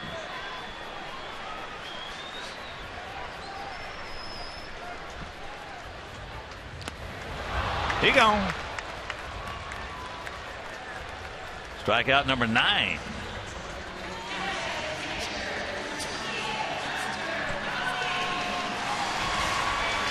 Well, after you throw a couple of fastballs in on your hands and then you see one of these, usually the result is the same as that.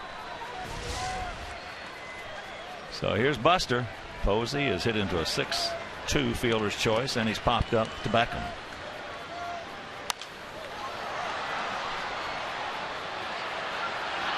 Adam. On our Xfinity Speed replay, it looked like the run was conceded, but Hunter Pence did not get a good jump. The throw was off the mark, but a great tag by Tyler Flowers. Gets rung up by Fielden Culbreth. And that was the only chance the Giants have had to score a run, and they came away empty. Got him right in the buttocks. Xfinity, your home for the most live sports. And it's Sandoval. Pablo is struck out and popped up to Alexei. Softly. And that ball into right center field. Watch out. Jordan is there. Boy, you don't want to collide with Adam Dunn. Meanwhile, there's a couple of big men right there. That'll retire the side. And we're into the 7th.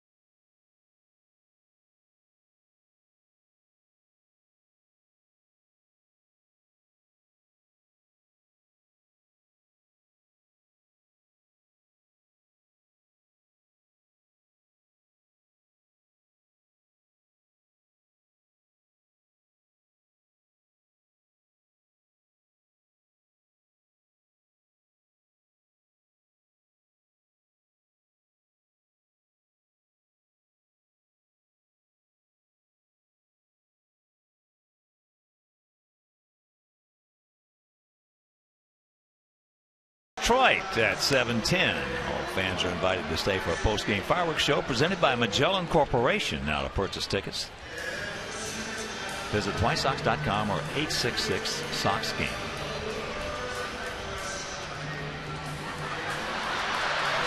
Excellent pitching so far. The only difference, a 2-run homer in the first inning. Vogelsong has been awfully tough. His only problem, he's run into Chris Sale, who's been just a little tougher. Mike Kukoc and Dwayne Kuiper, two of the very fine San Francisco announcers. Moment before the game, if he's hitting corner in and corner out, he's going to be tough, and that's what he's done. Except for Dunn. Yeah, he's thrown the ball very well. Gillespie, 1 for 2, a triple, leading off the second inning. You just don't figure there's too many guys in all of baseball can hit the ball opposite field to the center field side of the 382 mark in left center. No, not in this ball. That's a blast. Yeah, it is. It's different if it's in the day and you got maybe a little breeze. Yeah, I mean, we're going to see tomorrow. It's going to be a much livelier ballpark than it is tonight.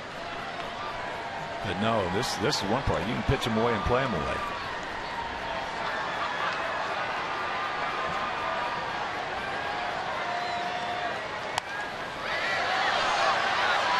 Posey giving chase, and he's going to run out of room.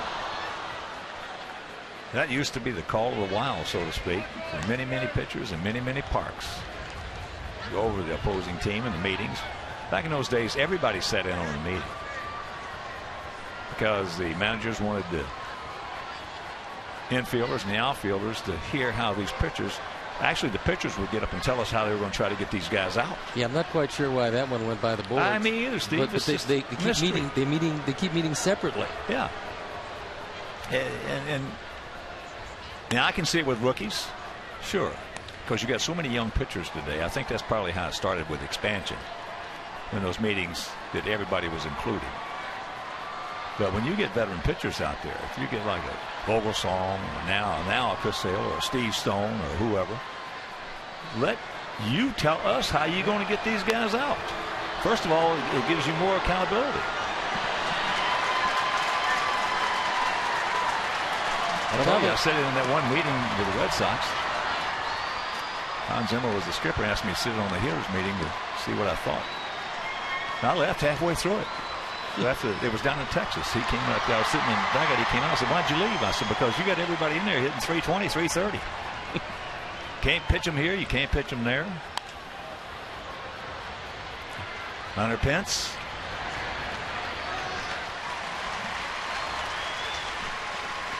One out. No, what I wanted to know when I got reports of hitters, I wanted to know, will they swing 3-0? Will they bunt? And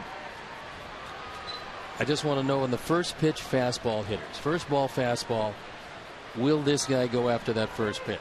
And then after that, I would have to go to my strength until the hitter showed me that he was better than that, and then you go to their weakness. I think going to the hitter's weakness, if it happens to be your weakness, is a problem. Well, everybody has their own mindset in that respect, and especially in your era, as in mine. Again, I think it got everybody more into the game itself.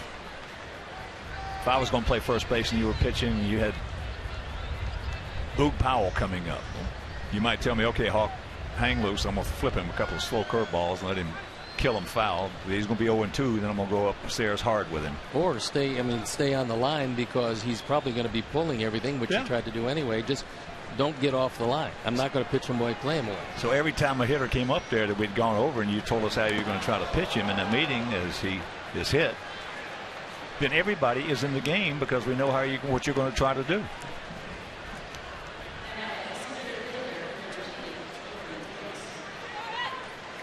Teller tried to get out of the way. He turned the right way back into the catcher, but couldn't get out of the way, and so now the bullpen is going to get up for the second time.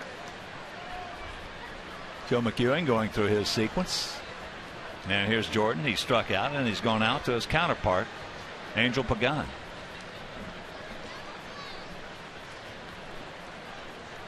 Jeremy Affeldt, left-hander, getting ready in the pen.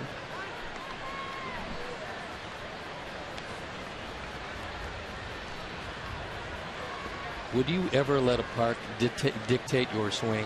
No question about it. My first 5 years, no. I was the same. I don't care where I played. I was dumb.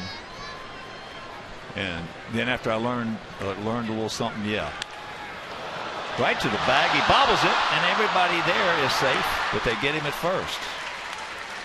Well, that was Robin had him running. A tailor-made two, and unfortunately it looked like he was running right into the double play, but Crawford had a shot at an easy two, then dropped the ball. That ball hit awfully hard by Jordan. But Crawford still with the presence of mind to be able to make the throw. Well, you know who got me thinking in that vein was Ted Williams.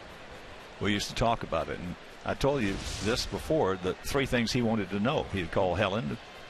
First of all, he wanted to know which way the wind was blowing. Because if the wind's blowing in at Fenway Park, him being a left-handed hitter, he's got to change his thought process a little bit because it's so deep out there, 380. Then he wanted to know who was pitching. Then the third thing he wanted to know who's the home plate umpire. As Chris cannot check it up. But like for an example, if I'm hitting against a right-hander, Vogelsong in this ballpark right here, I'm going to stand right on top of the plate. And I might be thinking 2-0-3-1 according to the situation. I might be thinking about taking him out of here. Now, if I'm facing Chris Sale in this ballpark and I'm a right-handed hitter, I'm just trying to make contact, so to speak. As he strikes him out. 7th inning stretch. We lead it 2-0.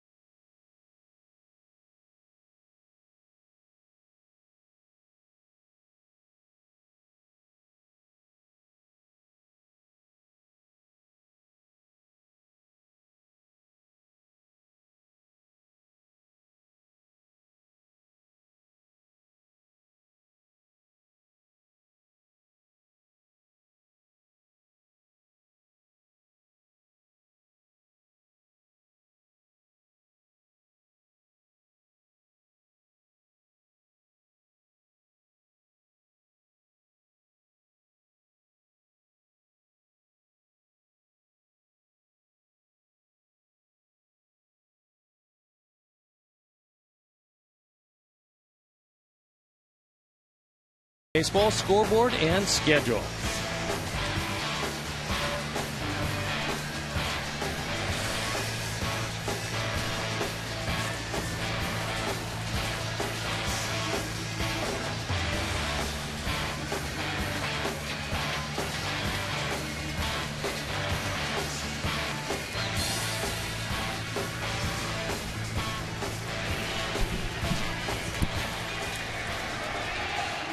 That's the story here as you check out our WGN Sports Tale of the Tape. But getting back to your question about, I'm going to ask you the same thing. Would you let a ballpark dictate the way you pitched? In this ballpark, yes. I would stay away from right-hand hitters. I would absolutely stay away and say, okay, if you can take it to 421 or you can take it up in those high seats over that high wall in right field, you know, have at it, or 399 to center field. But most parks, I mean, Fenway, I had success because I pitched inside to the big right-hand hitters. It's the only people that had success. Yeah, I mean, you yeah, can't. But you had to have stones enough, no pun intended, to do that, because most right-handers don't have stones enough to pitch inside in that ballpark. But I had to throw the fastball in, especially because I threw so many curveballs that if I threw fastballs away, the hitter was looking in the same spot all the time, and I wanted to change his eye level, and I wanted to change his idea where the baseball was, because when you are a breaking ball pitcher and throw the slider and the curveball, it's going to be away to the right-handers all the time. So if you throw a fastball out there, now you're staying the entire at bat away, and eventually they'll just get to you. They'll just kill you the other way. 1-2 pitch. Reach back. Put a little giddy up on that one. 95. Morris has walked, and he has popped up to second. Yeah, I think the elements. That was one of the first things that I learned as a young player, is don't fight the elements. And we had a very good former AAA player who coached us in the American Legion. And even back in those days, he was saying the better the pitcher, the more of the place you got to concede.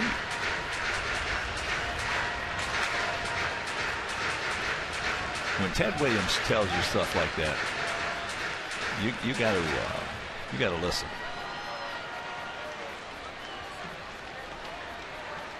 If you're getting it from the very best that ever was, or arguably the best that ever was, you probably should listen. Well, when he turned Eddie Brinkman into a guy that hit 20 home runs, I could tell you something about. Oh, Brinky boy. What a great guy.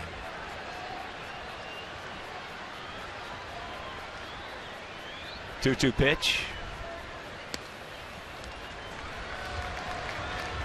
Let's see if that changeup's coming right here. Gene Machi closing up in the pen.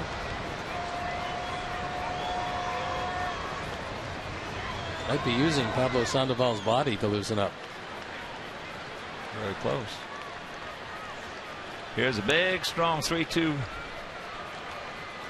count to the strong right-handed hitter.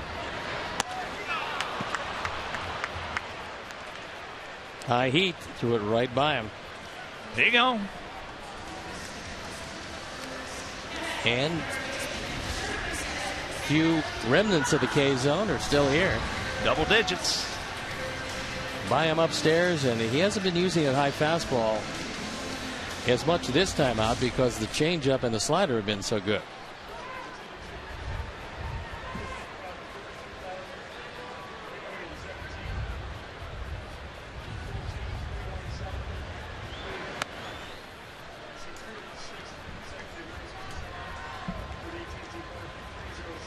$42,317.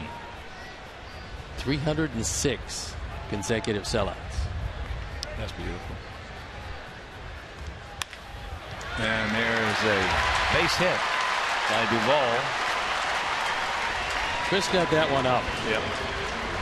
And changeups, even from great pitchers who have great changeups, when they get up high, hitter can catch up to them. This pitch is down. It's either a ground ball to shortstop or no contact, but up, it winds up in left field.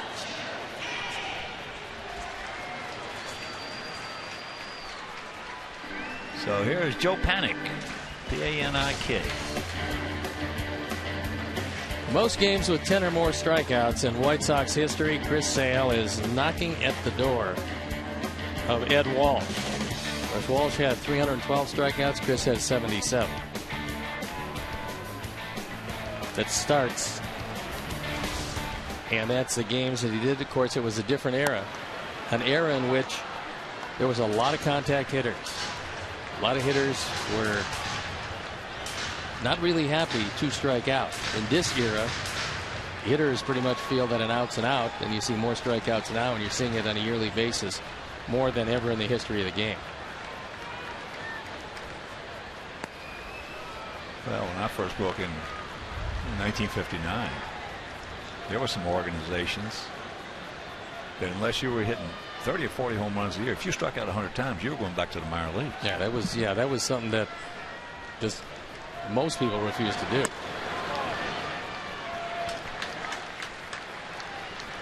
Talking with Sean Dunston about Joe Panik, he said, "You'll like this guy He doesn't have the most talent in the world, but he plays hard. He's a hard-nosed New Yorker who gets the most out of himself.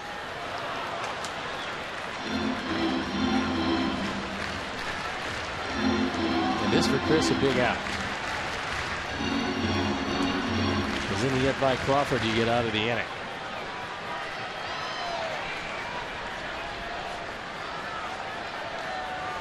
Two pitch.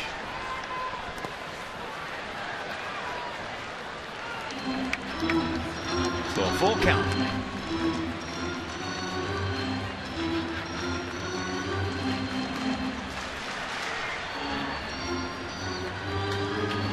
I would say so far, when you look at the pitches, Chris has been right there each and every inning. A particularly economical sixth.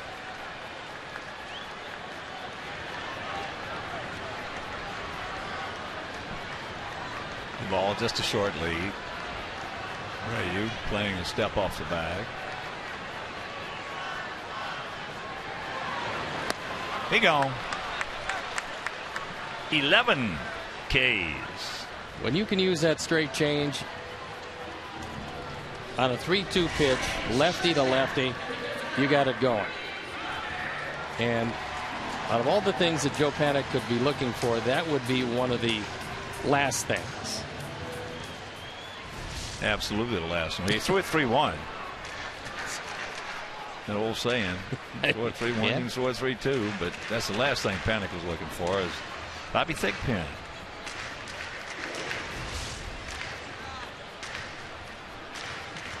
Well, if you look at pitch tracks, you'll realize that entire at bat was out of the strike zone. And that being said, you can't sit back and wait too long for Chris, because if you do, you're probably going to take a called third. So a lot of hitters go up there. They try to hit as early as they can in the count, find themselves down, and then take a few pitches.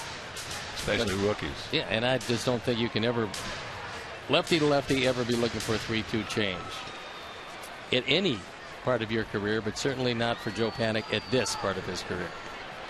Crawford has struck out, hit into a 4-6. Fielder's choice.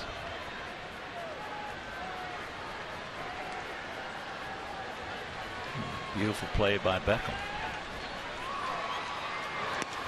Slider.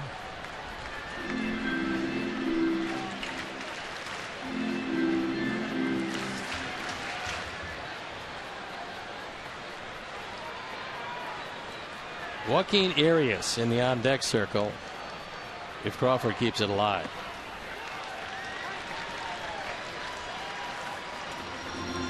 And there's a look at Joaquin.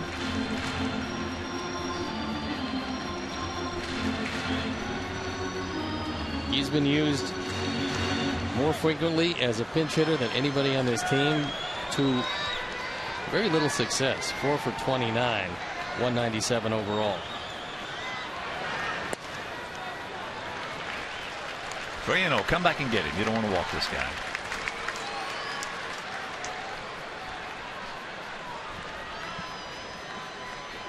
Crawford's got a little pop. He's got 8 home runs.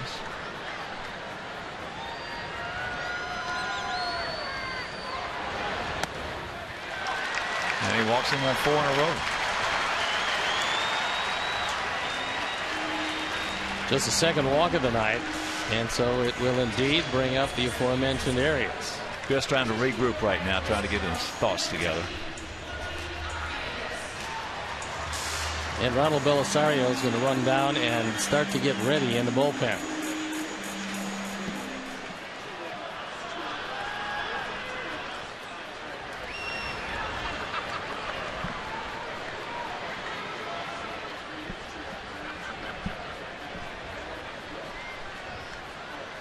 So a good job by Ryan Vogelsong. A nice job. He went 7 innings, gave up a couple of runs on just 3 hits, walked 2, fanned 5. A couple of mistakes. The Dunn home run in the first inning, the triple to Gillespie, but he was able to pitch his way out of a leadoff triple in the second. And after that, no more hits for the Sox offense as Belisario gets loosened up as quickly as he can. Tyler Flowers went out there to spent some time on the mound to allow Ronald probably 10 extra pitches.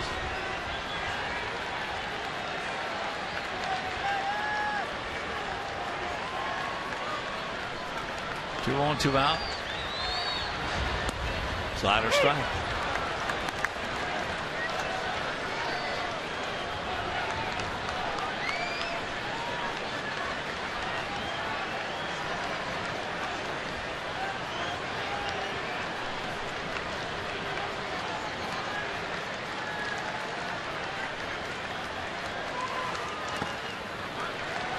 Change and blow.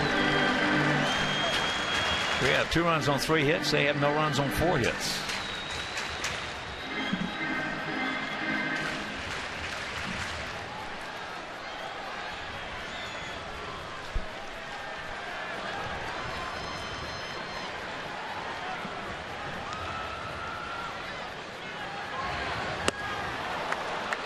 Fastball, 96.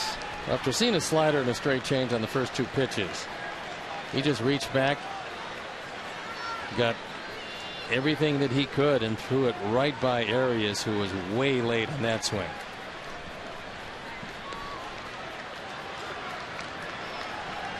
Don't want to speed his bat up right here. He didn't. That one at 95.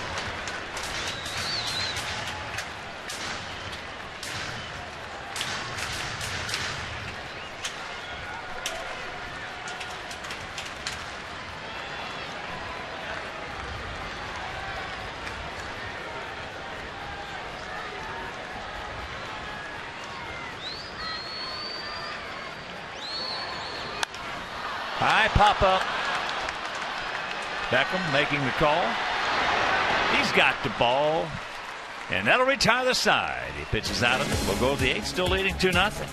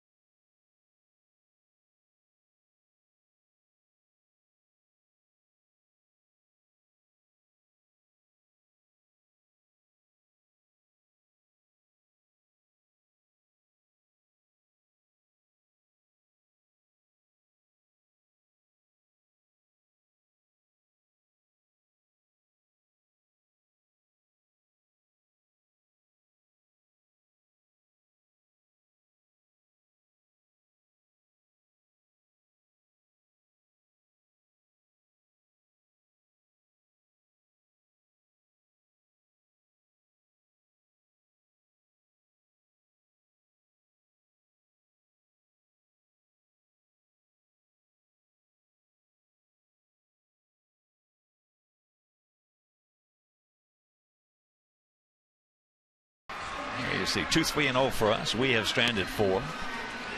0-4-0 for them. They have stranded 6. Chris Sale, 7 innings, 4 hits, no runs, 2 walks, 11 punch-outs. Adam Dunn, 458th career homer coming with 1 on. That was Diaz who had singled to lead off the ball game in the first inning. And that is our Honda game summary. Start something special with great leases and low financing on a new Honda. Visit shophonda.com or your local Honda dealer. And the new pitcher is Gene Machi. He comes on, terrific year, 6-1 ERA, 163, on for the 53rd time. He's been called on to save 3 games, been successful twice, but opponents hitting just .205, and that's a very strong number.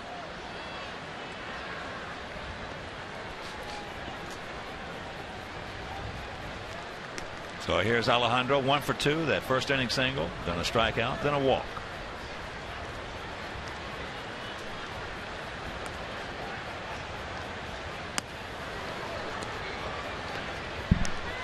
That one just missed getting a piece of him. Be nice to get a little insurance, have the leadoff man aboard. Once again, Sandoval in very close at third.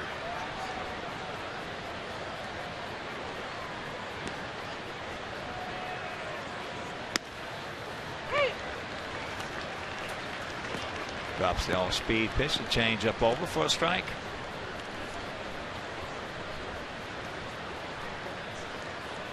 Javier Lopez, a left-hander, loosening in the Giants' pen.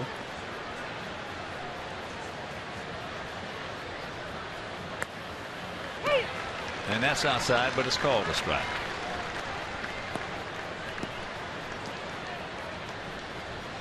Bochy has Lopez throwing in case this inning gets down to Adam Dunn.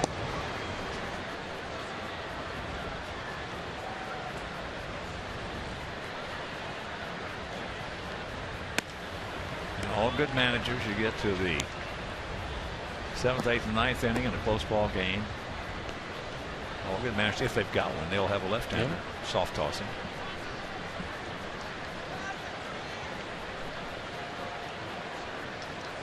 Robin doesn't have one. Well, there's a look at the two managers looking over lineup cards, knowing the options they have. Not having a left-hander is not a prerequisite, so to speak, of winning. If you've got 7 or 8 lockdown right-handers out there, really good right-handers. Yeah, really good. Like some of those Kansas City right-handers. Yeah, if you got those, you don't have to have a left-hander. Giants are still talking about the Kansas City team and the back end of that bullpen.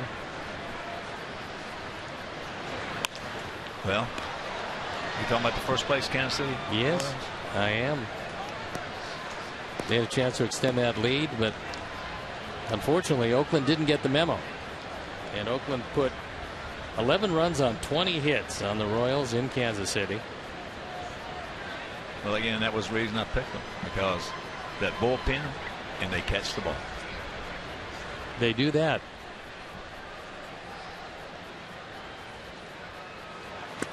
Yes, he did.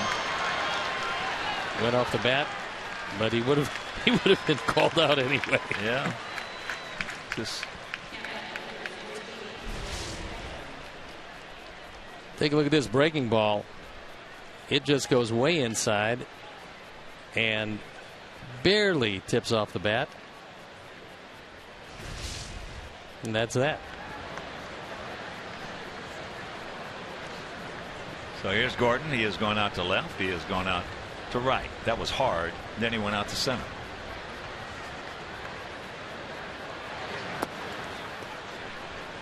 Breaking ball down low.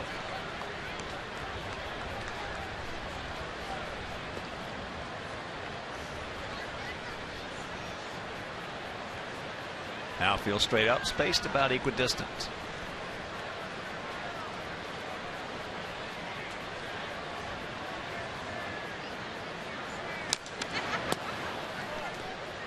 Close pitch goes Gordon's way.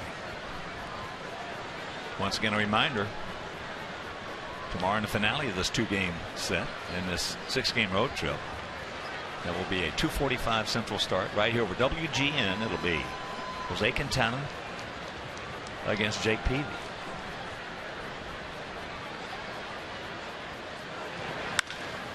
And that's caught. Low throw. Nice pick by Adam Duvall. Good play all the way around. 2 down.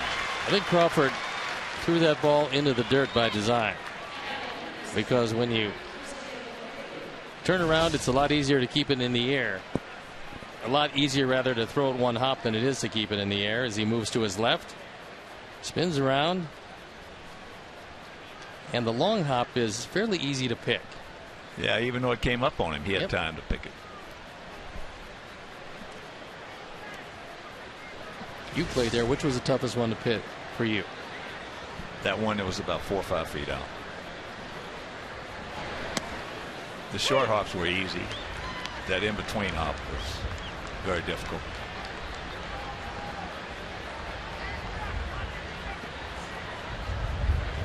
They're 6 or 7 feet out there, though. They're pretty easy.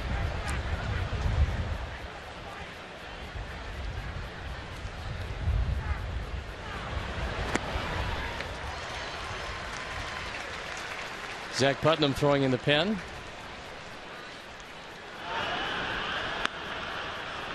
Recently activated off the disabled list. Nice to see Zach back. He's had a very good year.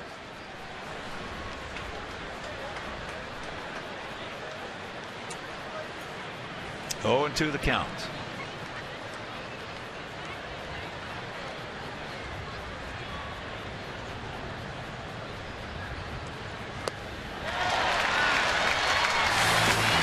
And that'll do it. We'll go to the bottom of the 8th. It'll be the top of the order for the Giants as we lead it 2-0.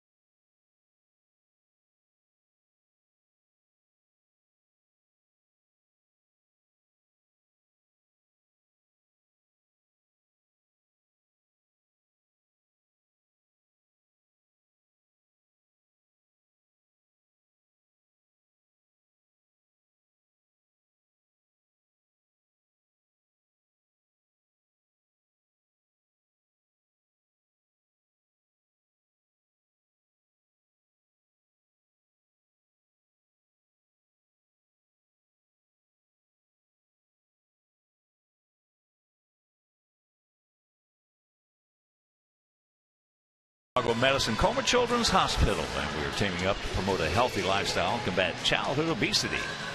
Members will receive free White Sox tickets and cool exclusive Kids Club items. So WhiteSox.com/Kids Club to join the club today.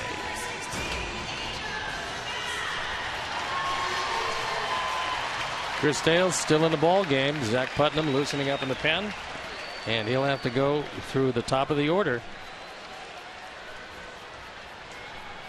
Angel Pagan, 1 for 3. He had a little duck snort into right field. Takes that change up high and wide.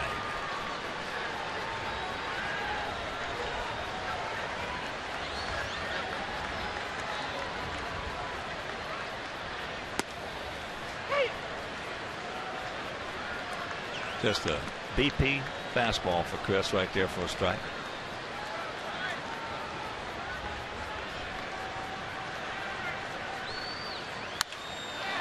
Oh, nice play by Brady.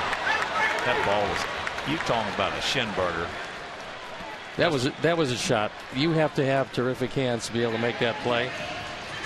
And there's another thing that people keep asking about Abreu is, well, obviously we know he can hit, but is he a liability? I said, not only is he not a liability, but he's got surprisingly soft hands at first base. He's an asset down there. And that was a tough play.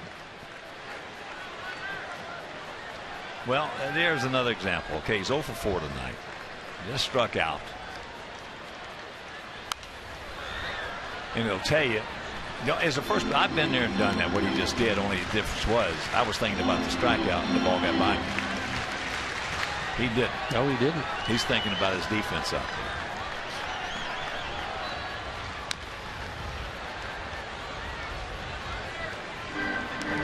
First rule in baseball, you got to catch the ball. And that was a beautiful play by Brady. That a beautiful play by Beckham. Beautiful play by Alexis. Has the count. Hangs it 0-2 to Hunter Pence.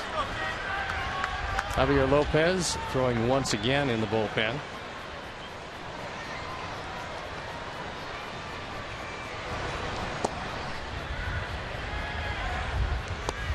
He gone.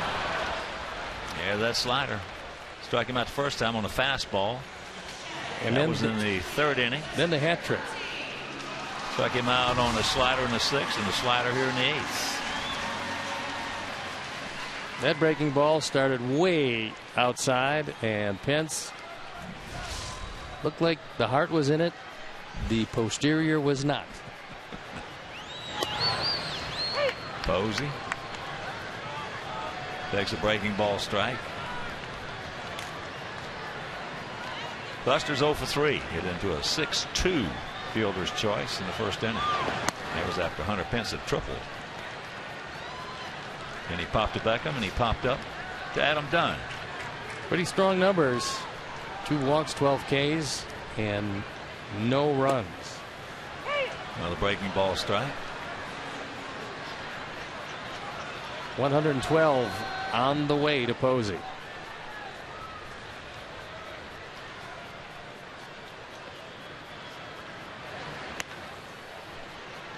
Took something off that breaking ball.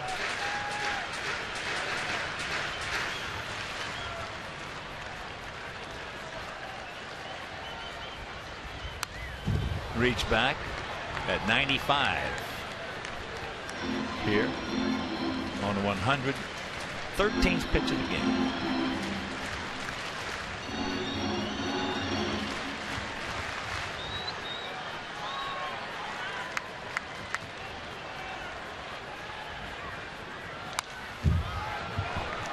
Another one at 95.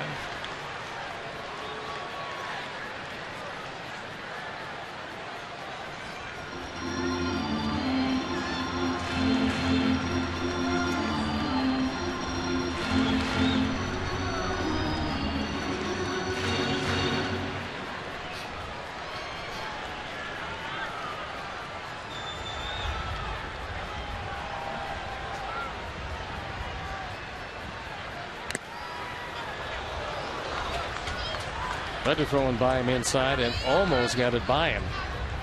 At the last instant, Posey able to keep it out of Tyler Flowers' glove. Pitch got a piece of that foul tip. Piece of Tyler, too. Yeah, it did. That was a good job by Posey. I mean, that is a severe emergency swing right there. The last instant, he realized that that was way too close to take. And that's foul.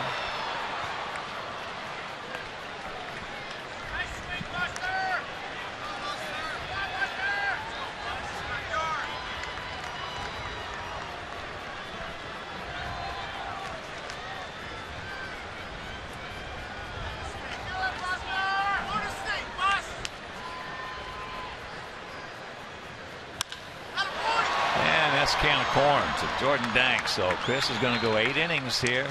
Shutout work. And we'll go to the 9th leading 2-0.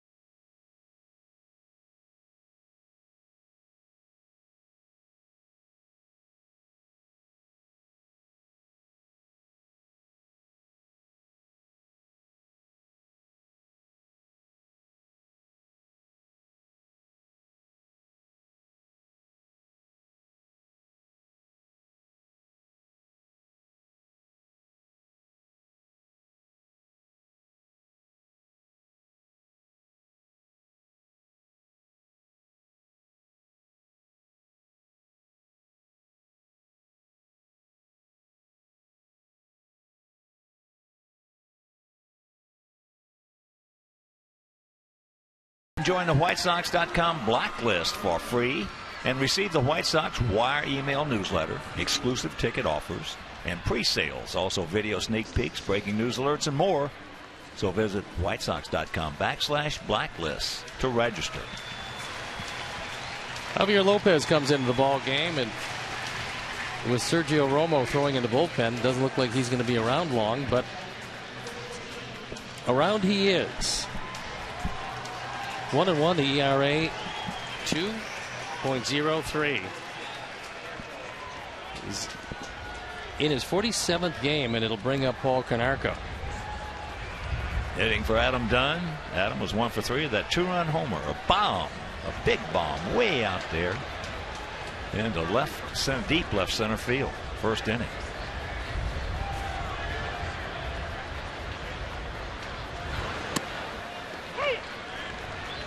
First pitch off the plate, but called a strike.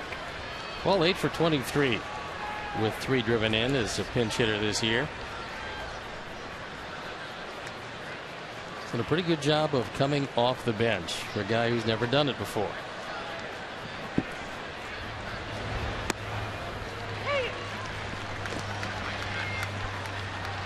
Very quickly 0-2.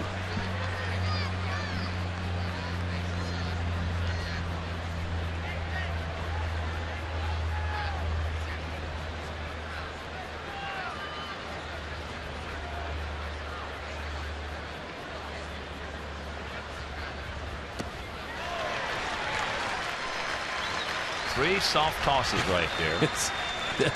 Those were the epitome of soft tosses. Because they went slow, slower, and slowest. Well, he's a veteran. He's been around for a while, and he understands a lot of time that less is better.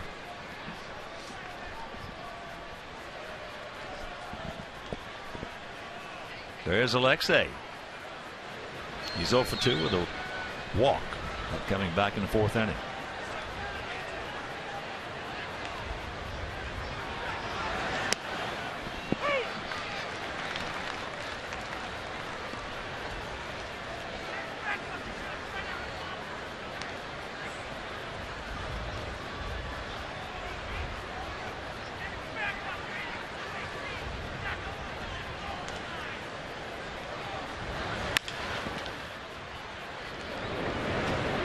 Nice move by the shortstop. Very quick release. 2 down. Well, Crawford realized that that was a slowly hit ball and that Ramirez can run. So he got himself in a position to throw it and get it away very quickly.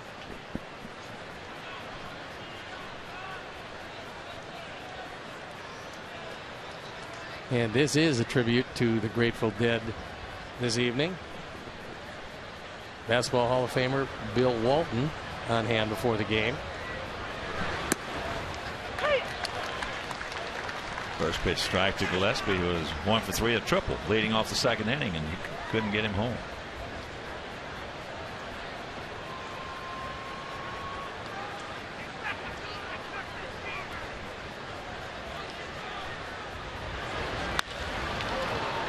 Easy inning right here for Lopez. And we'll go to the bottom of the 9th with this 2-run lead.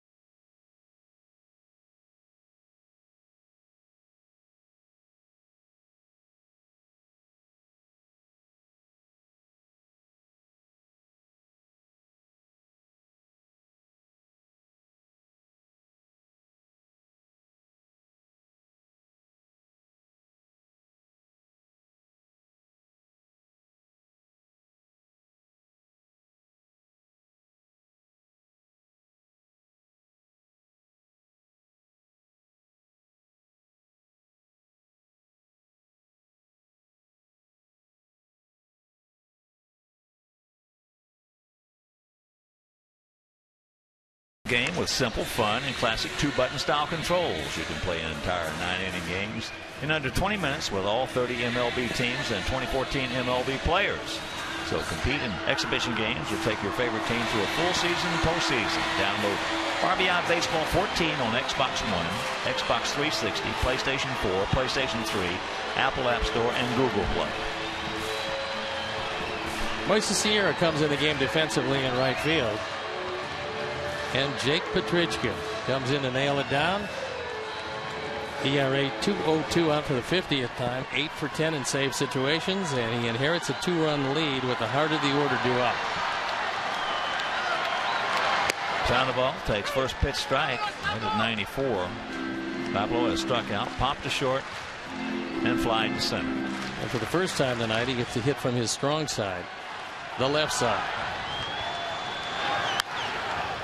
Very quickly to count 0-2. Michael Morse on deck. Adam Duvall in the hole.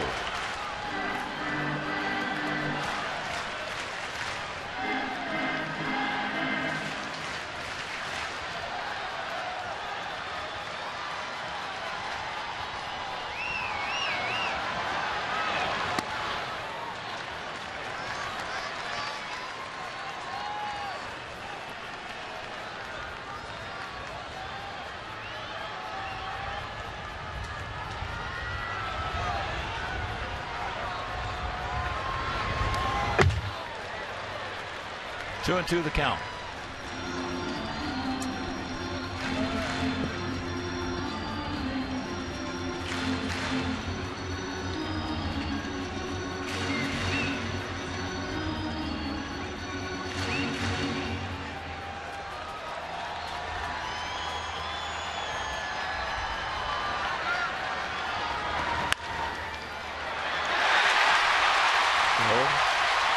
Leadoff man aboard.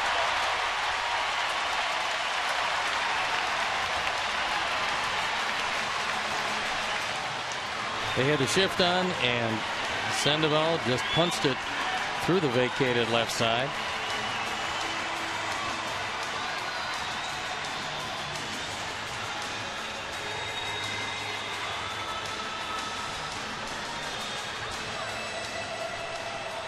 And here's big, strong Michael Morse has walked, popped to Beckham, and struck out. And far and away the team leader in grounding into double plays. He's done it 17 times. Well, Connor Gillespie is guarding the line and deep at third. And Emerson Beckham looking for a ground ball.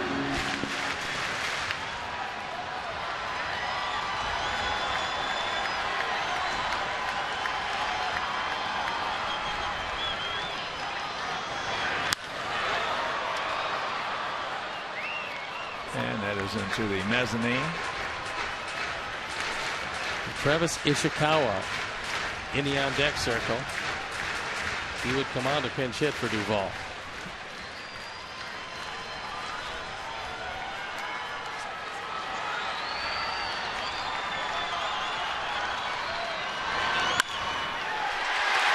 First two men aboard.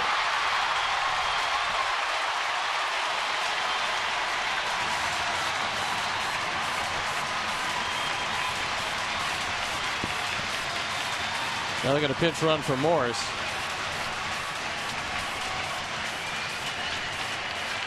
Going to be Matt Duffy.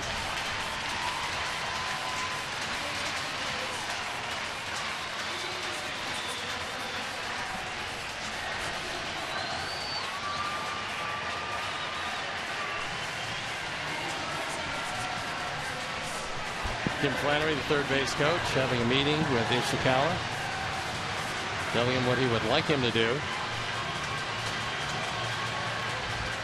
Ishikawa does not have a sacrifice bunt this year. But that being said, Gillespie is fairly close at third. Now Abreu moves back of Duffy at first base.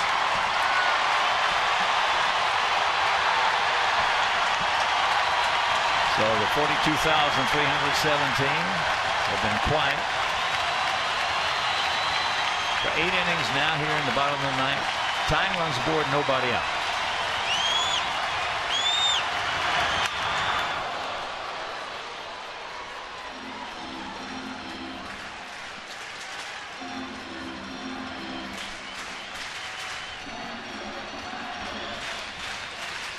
And there is Zach Putnam for the second time.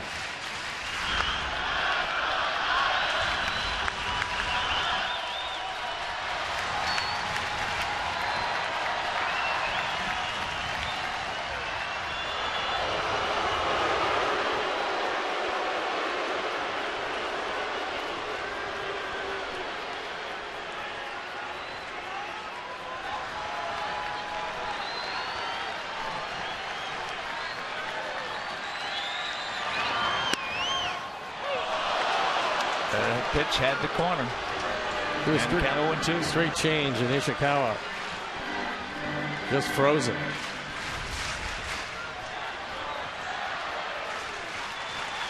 Good late movement, and he had the corner.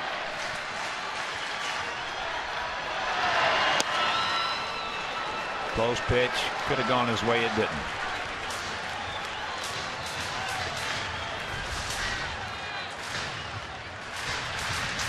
Trying to get that late movement. Started at the hitter and break it over the corner, but did not get the call.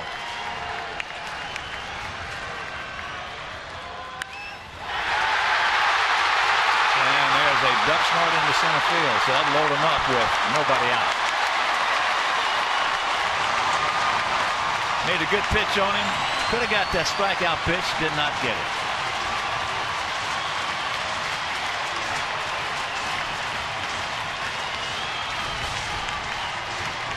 Ishikawa doesn't get a whole lot of this one. It's down and in, and he's able to just fist it into center field.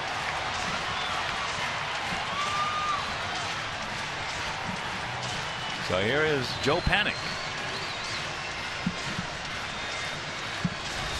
He's 1 for 3. And then Bobby Thigpen coming out.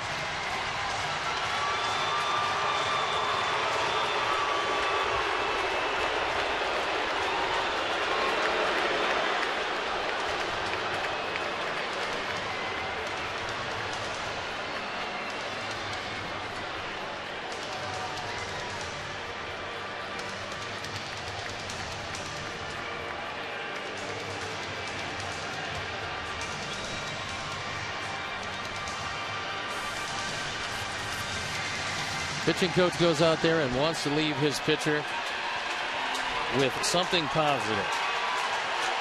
And most likely what he's telling him, as you look at bases full of Giants, is get a ground ball, we'll turn 2, and get us out of this one.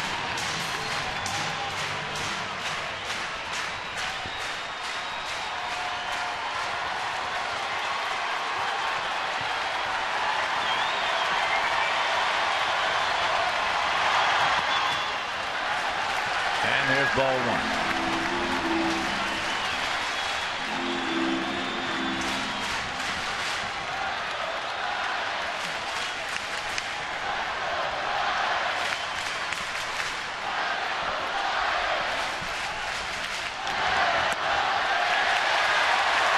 And there's ball 2.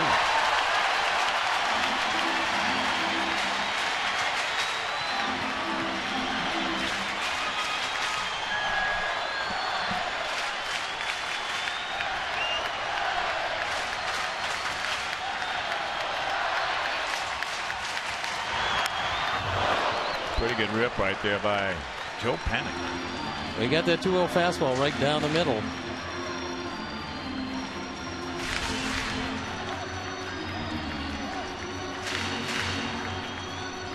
Fouled it straight back.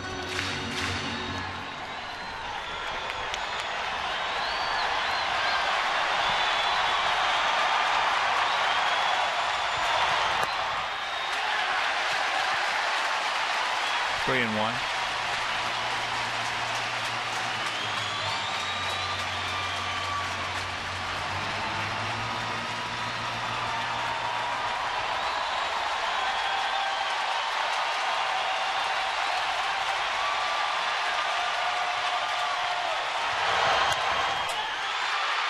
Look at the play by Beckham.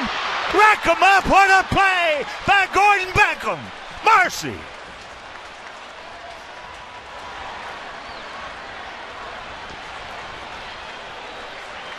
Giants got the lead in half, but this could have been the ball game if Gordon, who's able to stop it, is not able to flip it with his glove and turn it into a spectacular 2. What a play as Alexei comes flying across, grabs the bag, and now 1 out away from getting out of this one. Beckham has had just a wonderful night defensively, and that was the ground ball most likely Bobby Thigpen was talking about. Only would have liked a little closer to Gordon Beckham. He's had a wonderful career defensively. Boy, that was some play. I'll tell you, that's why Gordon Beckham, first rule in baseball is catch the ball. That's why he is such a valuable, even though he has not been hitting, he's not letting it affect his fielding. So it's a 2-1 ball game, and here is Crawford. 0 for 2 with a walk.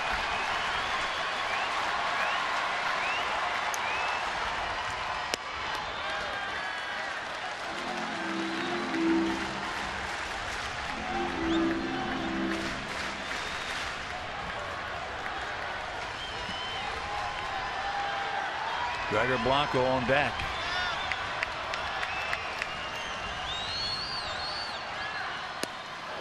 Pull the string in and way out in front to count 1-1. Miller's got to be on his toes for anything in the dirt.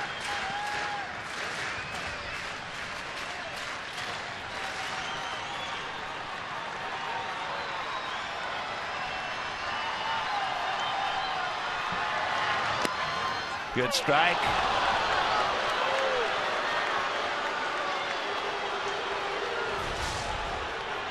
This another pitch could have gone either way, and this one went Jake's way. Good late movement on that fastball.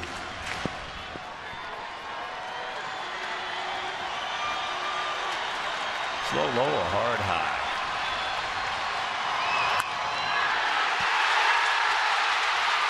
Soft middle.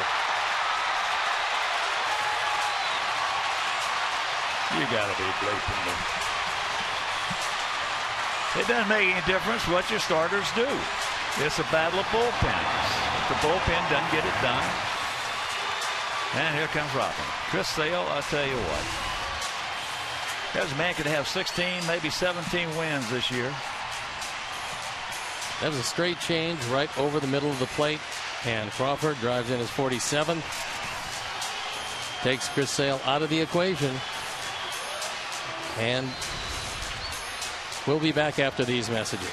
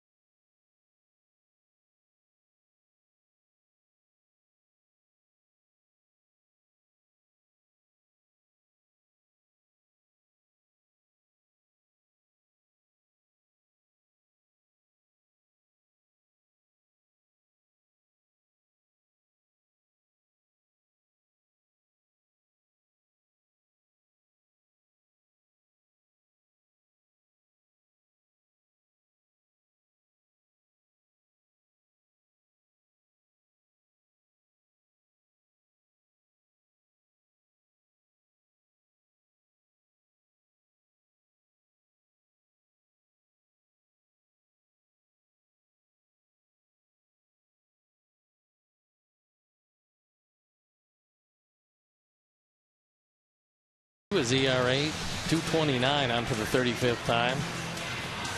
He inherits the winning run at first base, and Gregor Blanco is going to be the pinch hitter.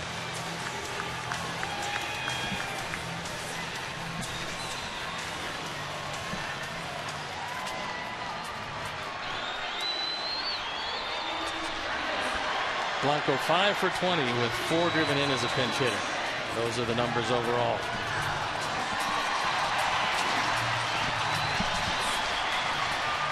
A 2-2 tie here in the bottom of the 9th inning.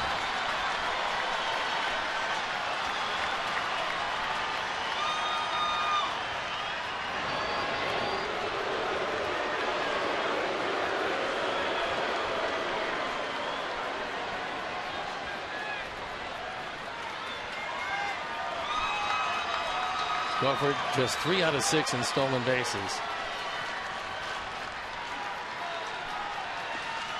Outfield swung around to the left.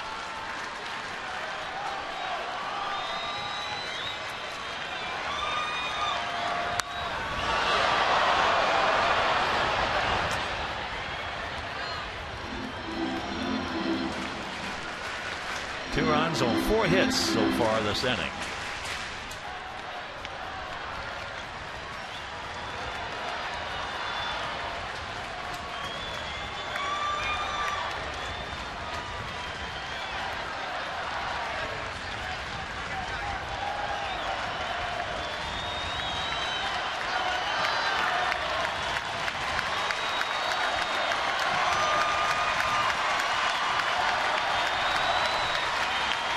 Decent lead by Crawford. Yes, he did. And the count 0-2.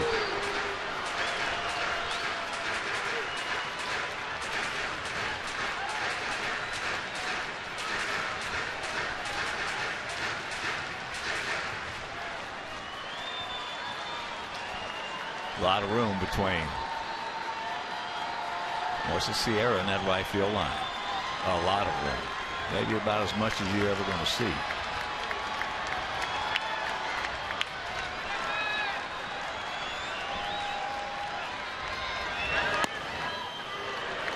Pitch out, nothing on.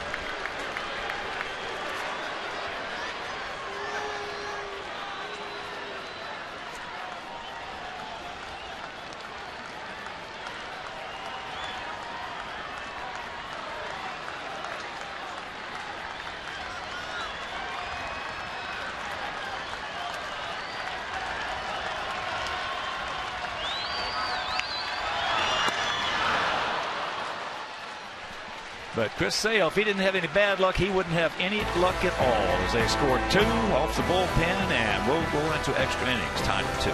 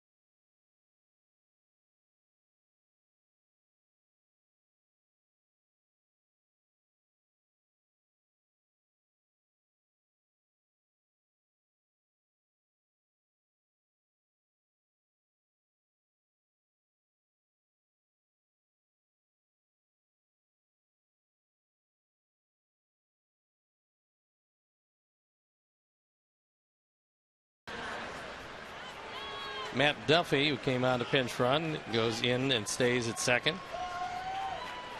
Travis Ishikawa takes over first base. And here is Casilla's first pitch. Tyler Flowers, who's 0 for 2 tonight and was hit by a pitch. Santiago Casilla, 1-1 ERA, 130 on for the 39th time.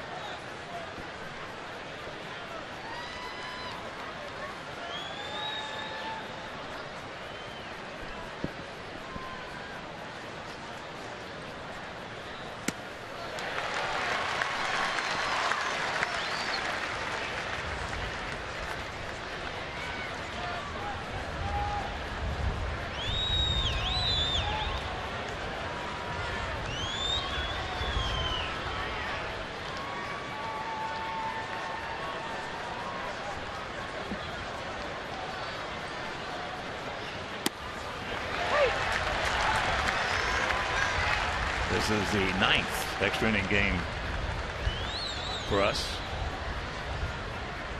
Of the first 8, we have won 3 of them. This is the 11th extra inning game for the Giants. In the first 10, they have won 8 of them.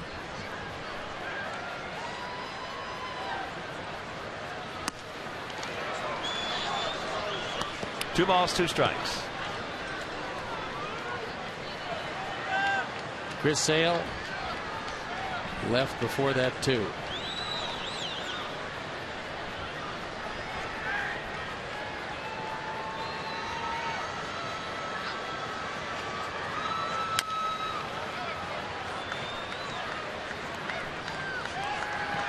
Well, the 2 teams that are poster children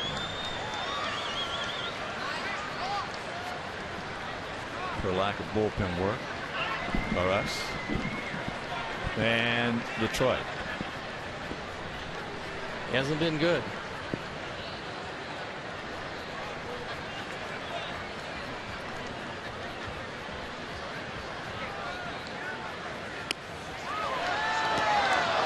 That missed off the outside corner, or the umps in the stands wanted it. Really wasn't all that close. Little slider that Posey tried to drag back over the outside corner, but didn't get the call. Full count. Flowers.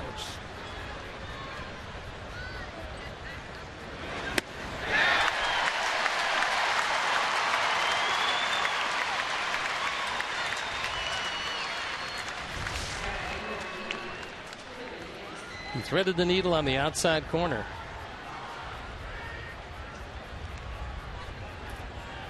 So the 9th strikeout by Giant pitching tonight. Chris had double digits. He had 12. And here's Jordan. He has struck out, gone out to center, and hit into a 6-4 fielder's choice.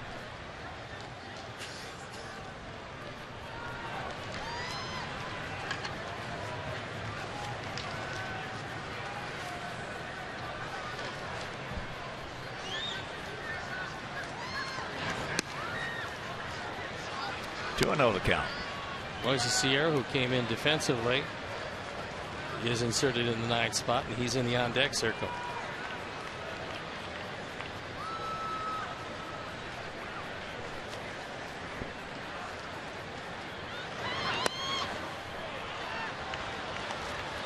Three and 0. Don't help him out.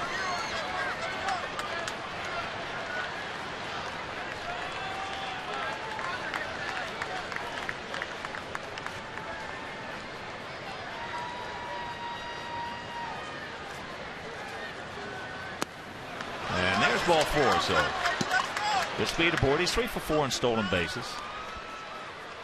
Had a big stolen base up in Seattle. Scored what turned out to be the winning run in the game we won up there in that 4-game set.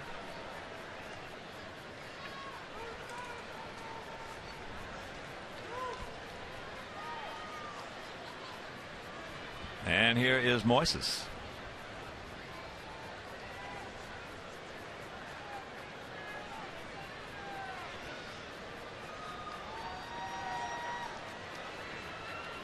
First and 30.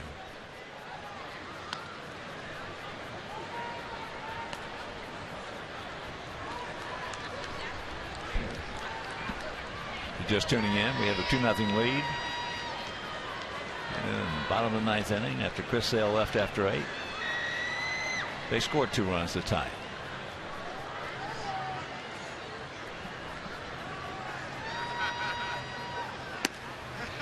There's breaking ball strike. Also, if you're just joining us, Pittsburgh beat Detroit 4-2. Oakland over Kansas City 11-3. Houston beat Minnesota 10-4. Red Sox beat Cincinnati 3-2.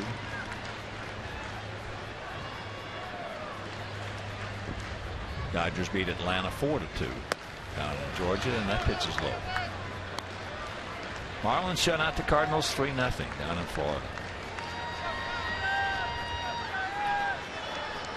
Washington over the Mets 7-1 in New York. Cubs shut out Milwaukee 3-0 at Wrigley.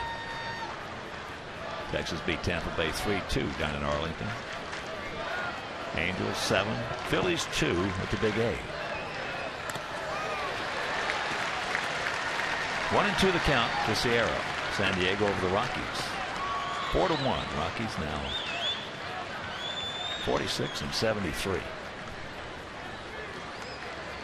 Texas 47-72.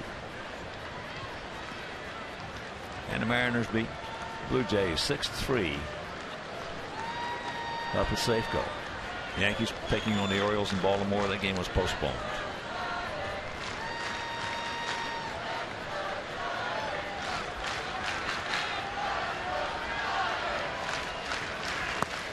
Boy, good check.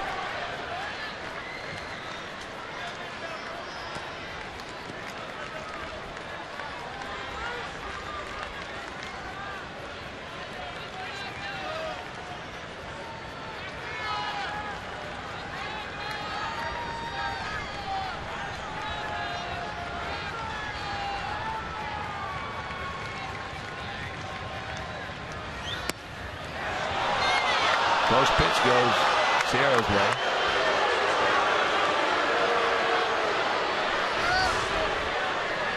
This one could have gone either way.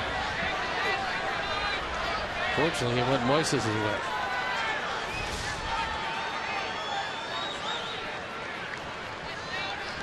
Here's a no. Chris Sale has had 9 games of at least 12 or more strikeouts over the last 3 seasons, and that's the most such games in MLB in that span. Not surprising. No, not at all. Between he and Quintana, I'll tell you, they're some bit unbelievable. There he goes. And there is a base hit. So Jordan now is going to make the turn on the single by Sierra. 1 out, runners at the corners.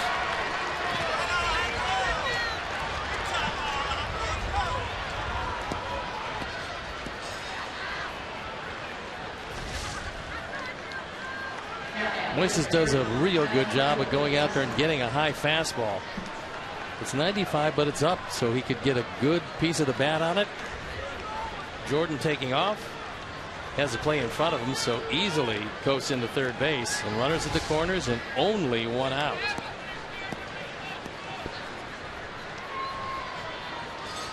Piazza will be the hitter. He's 1 for 3. Single to start off the ball game. Then he struck out in the 3rd, walked in the 5th, and struck out in the 8th. Bruce Bochy's had his say. And you got to figure that Sandoval is going to play very shallow at 3rd.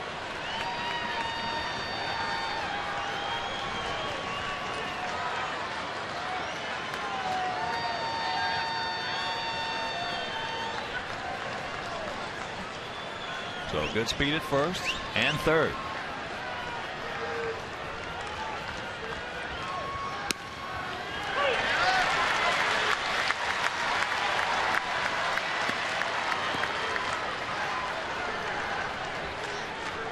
They throw 3 in there. He's got some problems. Yeah.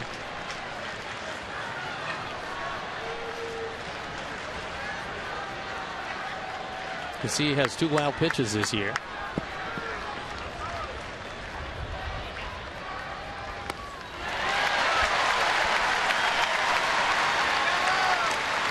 0-2 the count.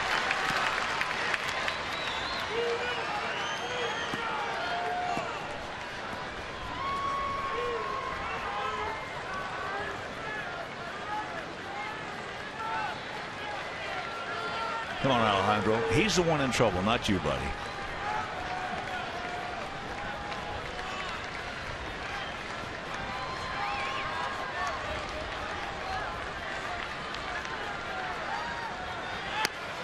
There he goes. And he's going to steal second.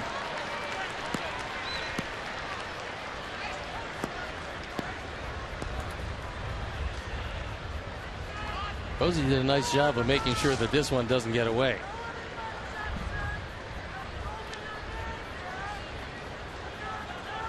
He's probably telling him, throw that slider down and in, and don't worry, I'll stop it.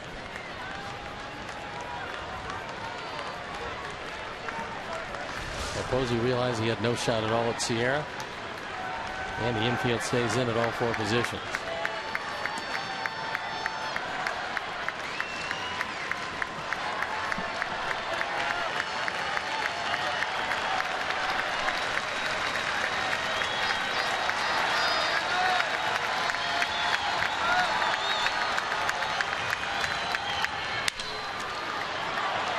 They're going to come to the plate.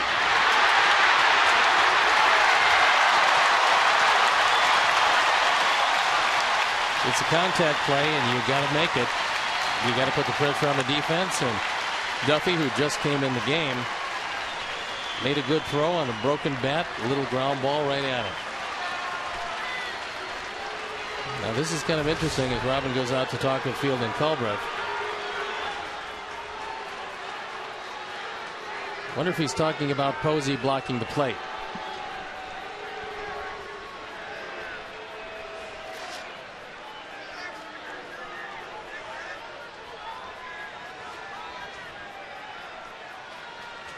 Well, he's got it blocked. He does have it, but he had it blocked when he set up to catch the ball. And I think they're going to look at it.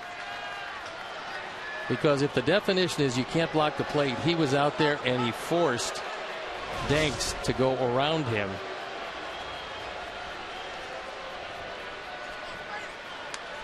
It should be an interesting discussion, with certainly the game on the line. Now watch what he does. He comes right out. He's got the plate.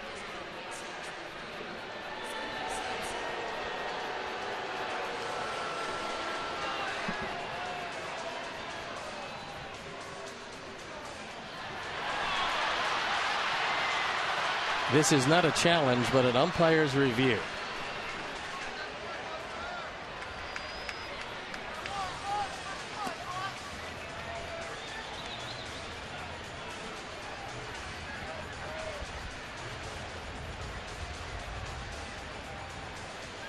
Well, that's just the rule that I can't stand. Now they're going to have to look. If you make a rule and he is out, but if you make the rule next year and take this whole thing away, there's going to be a lot of catchers that give the back of the plate to guys that give them a lane. There'll be other catchers who block it off, and there won't be the problems you're having this year. Well, it's just a bad rule. I mean, you know, that's part of the game. Guys running over a catcher, or a catcher having to take the hit. I mean, it's just part of the game. It has been for over 100 years, and I mean, all of a sudden now you're going to change it because of a couple of bad collisions. You'll still have a great deal of catchers who will do what they're doing now. He checks it up, takes that breaking ball strike, goes back, and runners at the corners, 2 down. Get a good jump and go, Alejandro. Don't get picked off.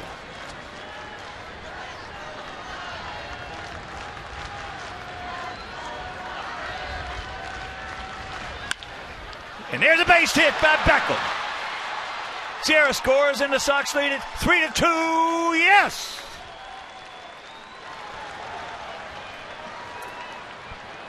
Not only the defensive gem of the night, but now driving in the go-ahead run.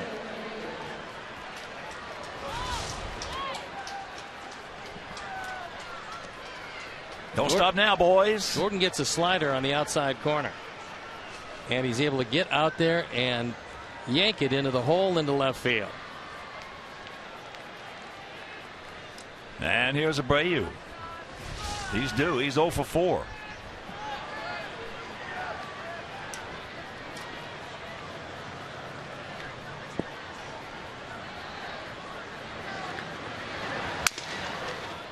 Broken bat. Got him on the fist. And the Giants bullpen up and going once again. As is the Sox bullpen.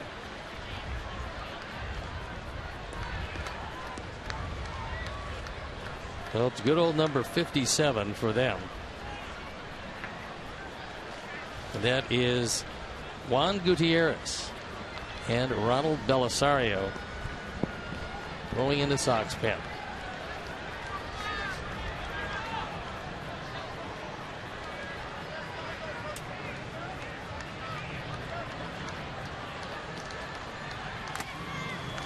That one got a good piece of Posey. As it fouled off the mask.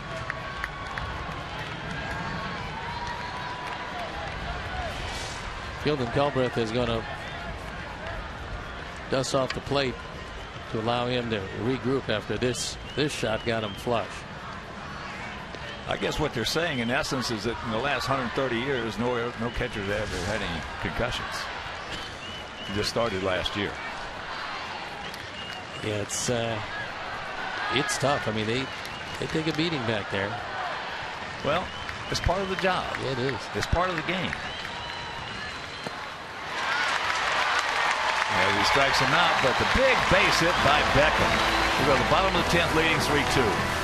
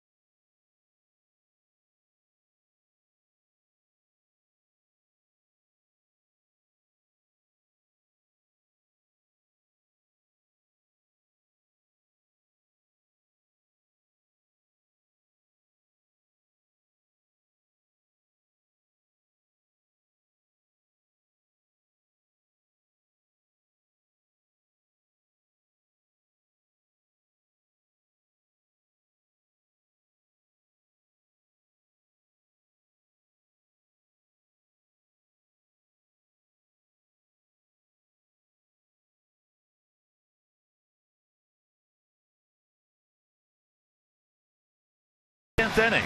Big base hit by Gordon Beckham. 2-out single, knocking in Moises Sierra, who had singled. But a big walk.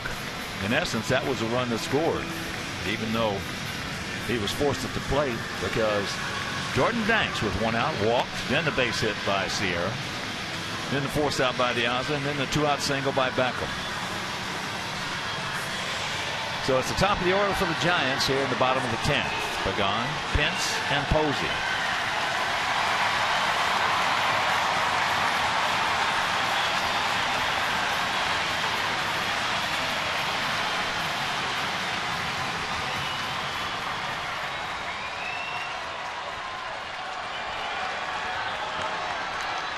Putnam came on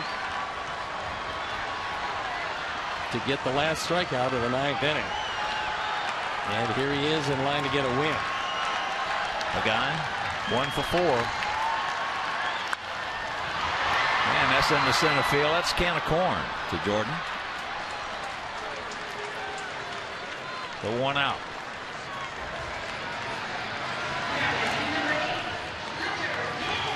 And here's Hunter Pence, who tripled in the first inning. He's 1 for 4.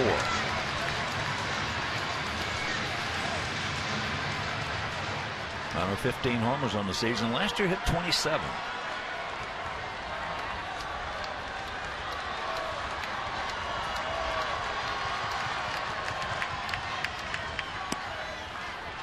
Takes that pitch low and away.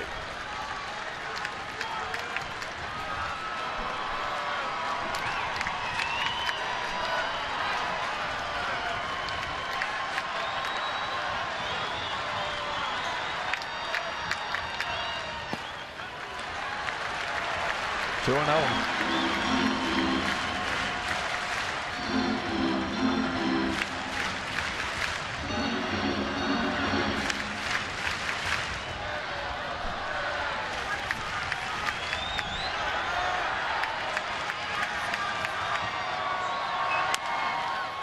Chops that one foul.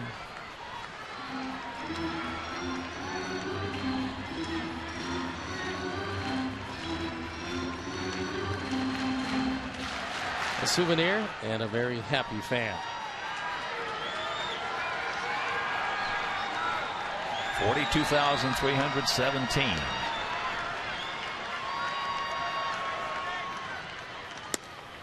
And there's a strike. 2-2 the count. That one just shaved off the outside corner.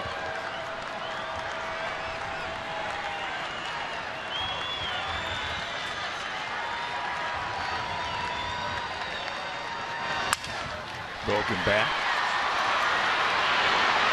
2 down.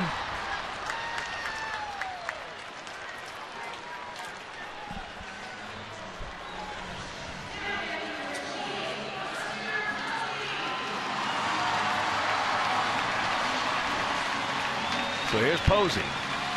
He's 0 for 4. Posey with 13 home runs, 57 knocked in.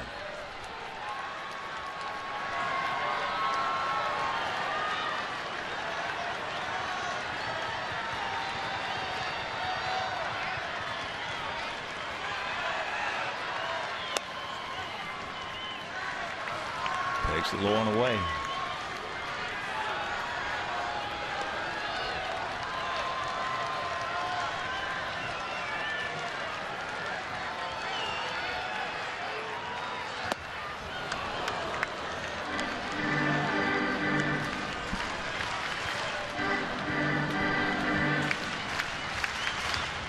Outfielder deep as they should be. Big gap out there in left center.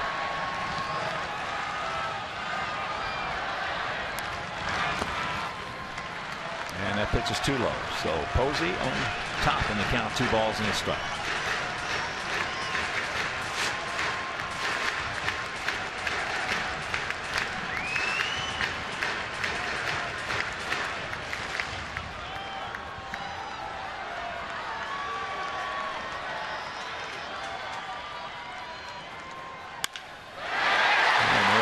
Bullet into left field.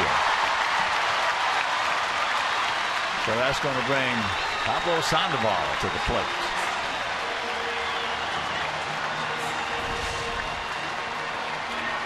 Posey keeps it alive.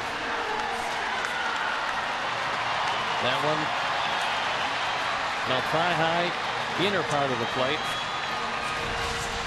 The only good part about it is he didn't get it up high because he hit the daylights out of that. Exactly right. If he gets it up, it's tied. So Belisario once again trotting down the lead pin. And here's Sandoval. He started off that 2-run ninth with a base hit off Jake Petrichka. Deep, and caught. And this ball game is over. Yes. So Chris Sale was just magnificent. Goes 8 innings, giving up no runs, does not get the decision. We win it 3-2, and we'll be back.